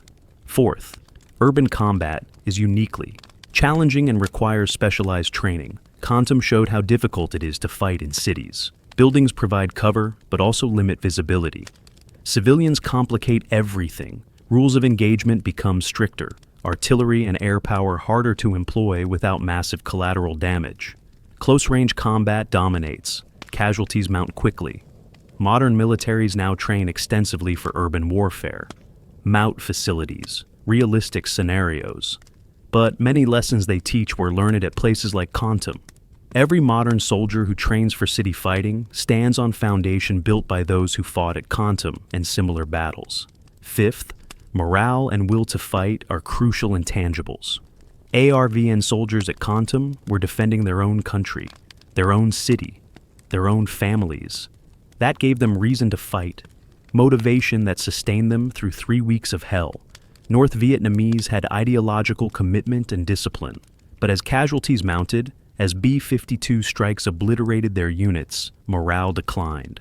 Officers lost control, soldiers questioned whether sacrifice worth it. Modern counterinsurgency doctrine emphasizes understanding what motivates enemy and what motivates own forces. Kontum demonstrates why this matters. Two sides with comparable equipment but different motivation levels will have different outcomes. Sixth, logistics determines what's operationally possible. North Vietnamese paused 3 weeks after Tan Con because logistics couldn't support immediate advance on Kontum. They'd outrun supply lines, needed time to stockpile ammunition, fuel, food. That pause gave ARVN time to prepare defense. In modern warfare, despite advances in logistics technology, same constraints apply. You can't fight without ammunition, can't move without fuel, can't sustain troops without food and water. Kontum reminds us that brilliant tactics mean nothing if logistics fail. Every modern military operation depends on logistics functioning properly. Seventh, air defense matters critically. North Vietnamese invested heavily in anti-aircraft defenses before Easter offensive. SA-7 missiles, ZSU-23-4 systems, heavy machine guns everywhere. These didn't stop American air power, but they made it costly. Helicopters were shot down, crews killed. If North Vietnamese air defenses had been even more effective, outcome at Kontum might have been different. Modern militaries facing American air power, like Russia and China, study Kontum and similar battles. They invest heavily in air defense, try to develop systems that can deny air superiority. This creates arms race. Better air defenses lead to better countermeasures. Better countermeasures lead to better air defenses. Ongoing cycle. Kontum was early chapter in story that continues today. Eighth, precision weapons change battlefield dynamics. Tau missiles demonstrated that accurate long-range anti-tank weapons could neutralize armor advantage. Before Tau, tanks could close to short range before being engaged.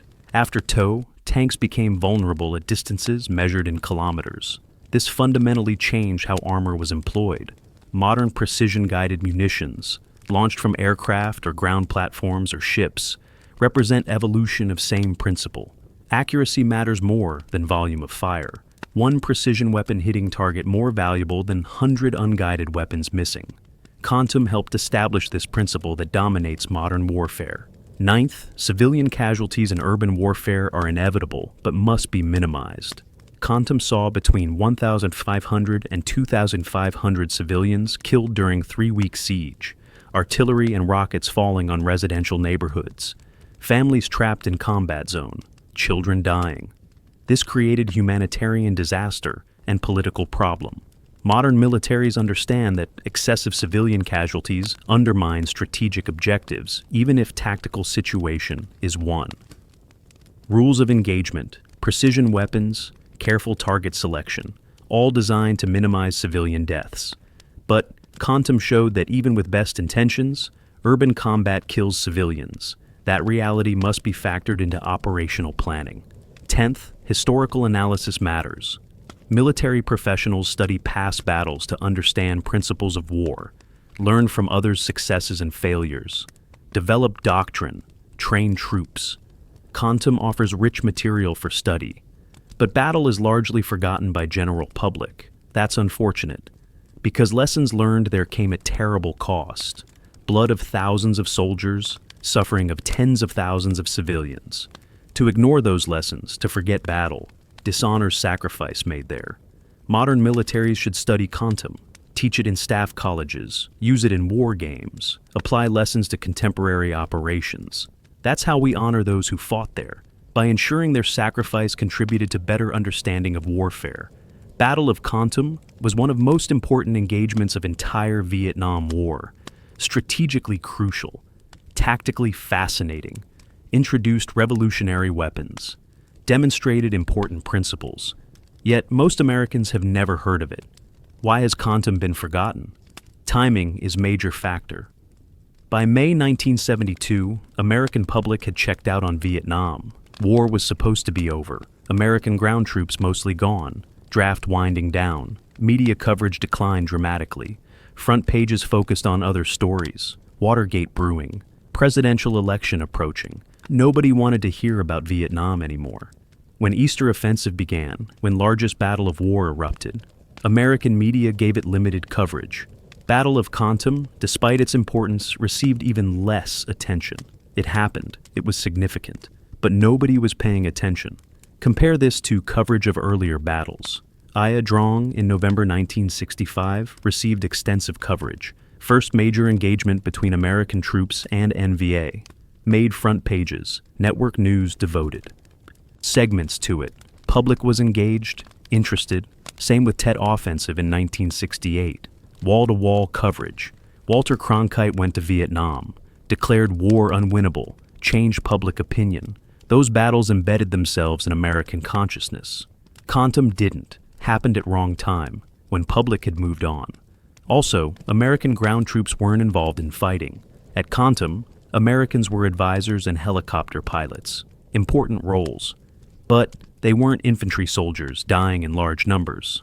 From American perspective, this was South Vietnamese battle. ARVN soldiers were ones dying. ARVN commanders making decisions. Yes, John Paul Vann coordinated defense. Yes, American air power was decisive. But optics were that South Vietnamese were doing fighting. For American public that had spent years hearing about American casualties, battle where Americans weren't main combatants didn't resonate. Ultimate outcome of war also contributes to Kontum being forgotten. South Vietnam fell in 1975. When country you fought for ceases to exist, when cause you fought for is lost, battles become harder to celebrate. America doesn't like commemorating defeats. Kontum was victory in 1972, but that victory was temporary, didn't save South Vietnam, just delayed inevitable. So, what's the narrative? We won battle but lost war? That's uncomfortable. Easier to forget entire thing. Move on, not deal with complexity and moral ambiguity. South Vietnamese veterans who fought at Kontum became refugees when Saigon fell, scattered across world, living in diaspora communities. They remember, they commemorate, but their voices have been marginalized. Their story not part of mainstream American historical narrative. American military history tends to focus on American units, American heroes, American perspectives. ARVN soldiers who held Kontum don't fit neatly into that framework, so they've been written out. Ignored, forgotten. Academic historians have written about Kontum. Thomas McKenna's book is excellent first-hand account. Other works exist, but these are academic books, read by specialists, not popular histories that reach broad audience. There's no best-selling book about Kontum, like there is for Ia Drang, We Were Soldiers Once, and Young, or Khe Sanh, The Siege at Khe Sanh. There's no Hollywood movie, no HBO miniseries. Popular culture hasn't embraced Kontum, so it remains obscure. Geographic and cultural distance also play role.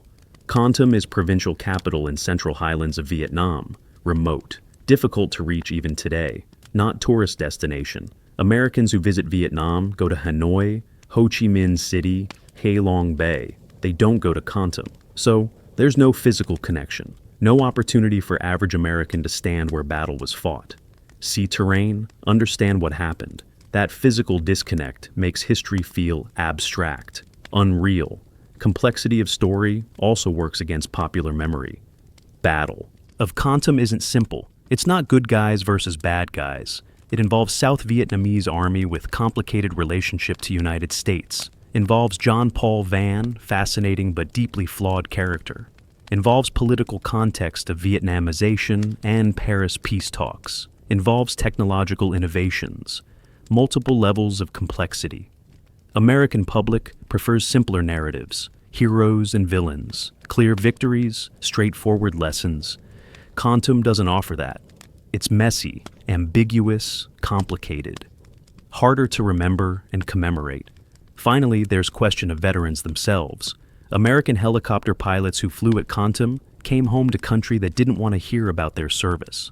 Many Vietnam veterans faced hostility or indifference. They learned not to talk about experiences, to keep war memories private. Many didn't share stories even with families. So, institutional knowledge, personal accounts, survivor testimony didn't get passed down, didn't enter popular consciousness. Stories died with veterans or remained locked in memories never shared. But forgetting Kontum does disservice to those who fought there. ARVN soldiers who held line, helicopter pilots who flew into hell, civilians who endured siege, John Paul Van who orchestrated defense, all of them deserve to be remembered. Their courage deserves recognition. Their sacrifice deserves honor. Lessons of battle deserve to be learned and applied. How do we remedy this? First, tell stories. Like this video, share history, make it accessible. Second, support efforts to preserve memory, veterans organizations, historical societies. Anyone working to document and commemorate Battle of Kontum deserves support. Third, visit if possible, go to Kontum, see battlefield. Even if there are no monuments, seeing place where history happened creates connection. Fourth, teach it. If you're educator, include Kontum in curriculum. If you're parent, tell children about it. If you're interested in history, learn about it and share knowledge. Finally, honor veterans. ARVN veterans living in diaspora communities. American helicopter pilots now elderly, thank them. Acknowledge their service. Ensure they know sacrifice wasn't forgotten. Battle of Kontum was important, should be remembered. Will be remembered if people who care about history make effort to preserve memory. That's our responsibility. To those who fought, to those who died, to truth of history itself. May 1972, Easter Offensive, Battle of Kontum, 3 North Vietnamese divisions attacking ARVN 23rd Division, 30,000 attackers against 8,000 defenders, 50 tanks, modern artillery, sophisticated anti-aircraft defenses. Everything North Vietnamese army could bring to bear concentrated on one provincial capital in central highlands of Vietnam. Strategic objective was clear: cut South Vietnam in half, end the war, achieve decisive victory. For 3 weeks, ARVN soldiers held, fought from bunkers under continuous bombardment, faced tanks with shoulder-fired rockets, cleared buildings room by room in brutal urban combat, took 75% casualties, lost 2,000 killed, 4,000 wounded, units reduced to fractions of their strength. But they held. American air power made it possible. Cobra pilots diving through anti-aircraft fire at extreme angles to destroy tanks with unguided rockets. Tow crews firing 81 missiles, scoring 50 hits, destroying 50 tanks in first combat use of revolutionary weapons system. B-52 bombers dropping 20 million pounds of ordnance, obliterating North Vietnamese battalions. Forward air controllers coordinating everything. Tactical fighters providing close support, all working together. Integrated, professional, deadly. John Paul Vann orchestrated it. Civilian advisor who effectively commanded 2 corps, who organized defense when everyone else thought Kontum was doomed, who coordinated air support, who flew constantly over battlefield, who drove everyone to keep fighting when they wanted to give up, who saved South Vietnam from being cut in half, and who died in helicopter crash 9 days after victory, killed by mountains and weather, not by enemy he'd fought for years. Kontum held. North Vietnamese withdrew. Easter offensive in Central Highlands failed. South Vietnam survived for 3 more years. Was it worth it? 2,000 ARVN dead. Over 1,500 civilians killed, city destroyed. 30,000 refugees traumatized. 10,000 North Vietnamese casualties. All for 3 more years. That's question without easy answer.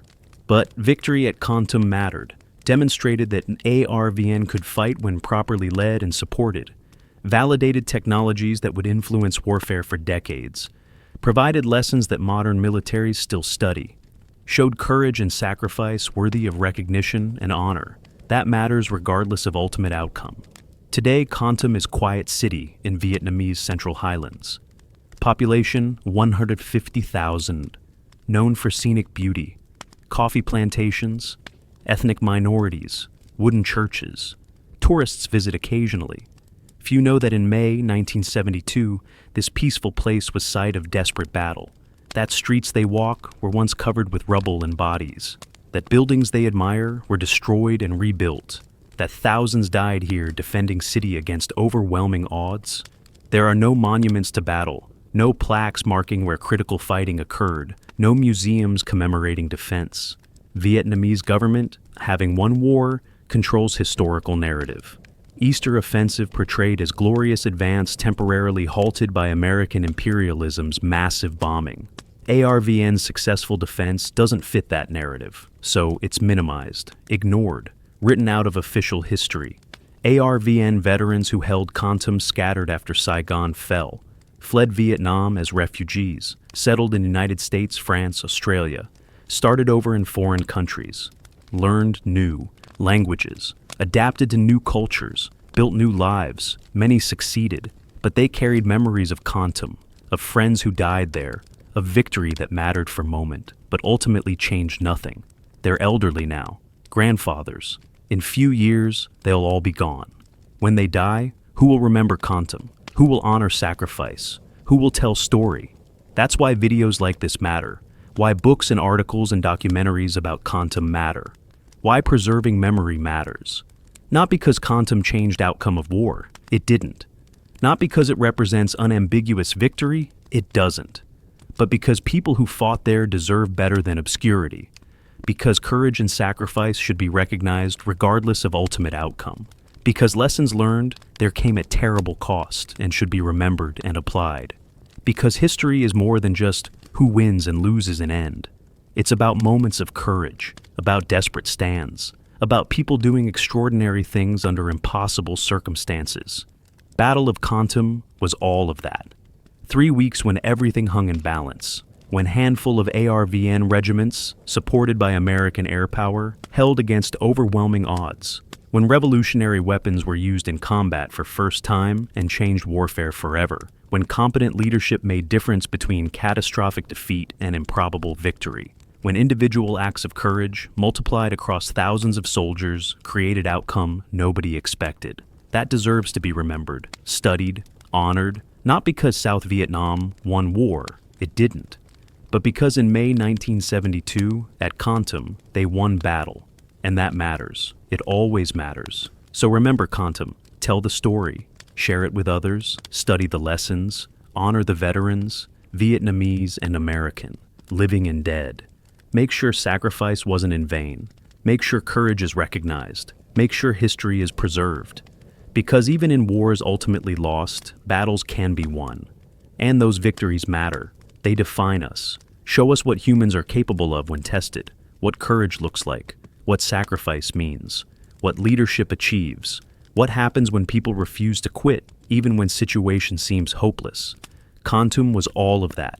May 1972. 3 weeks that tested everyone involved. That demanded everything they had. That took terrible toll, but achieved remarkable victory. City held, defense succeeded. South Vietnam survived for 3 more years. That's the story. That's what happened. That's why it matters. Never forget Kontum. The defenders held, the city stood, and that will always matter.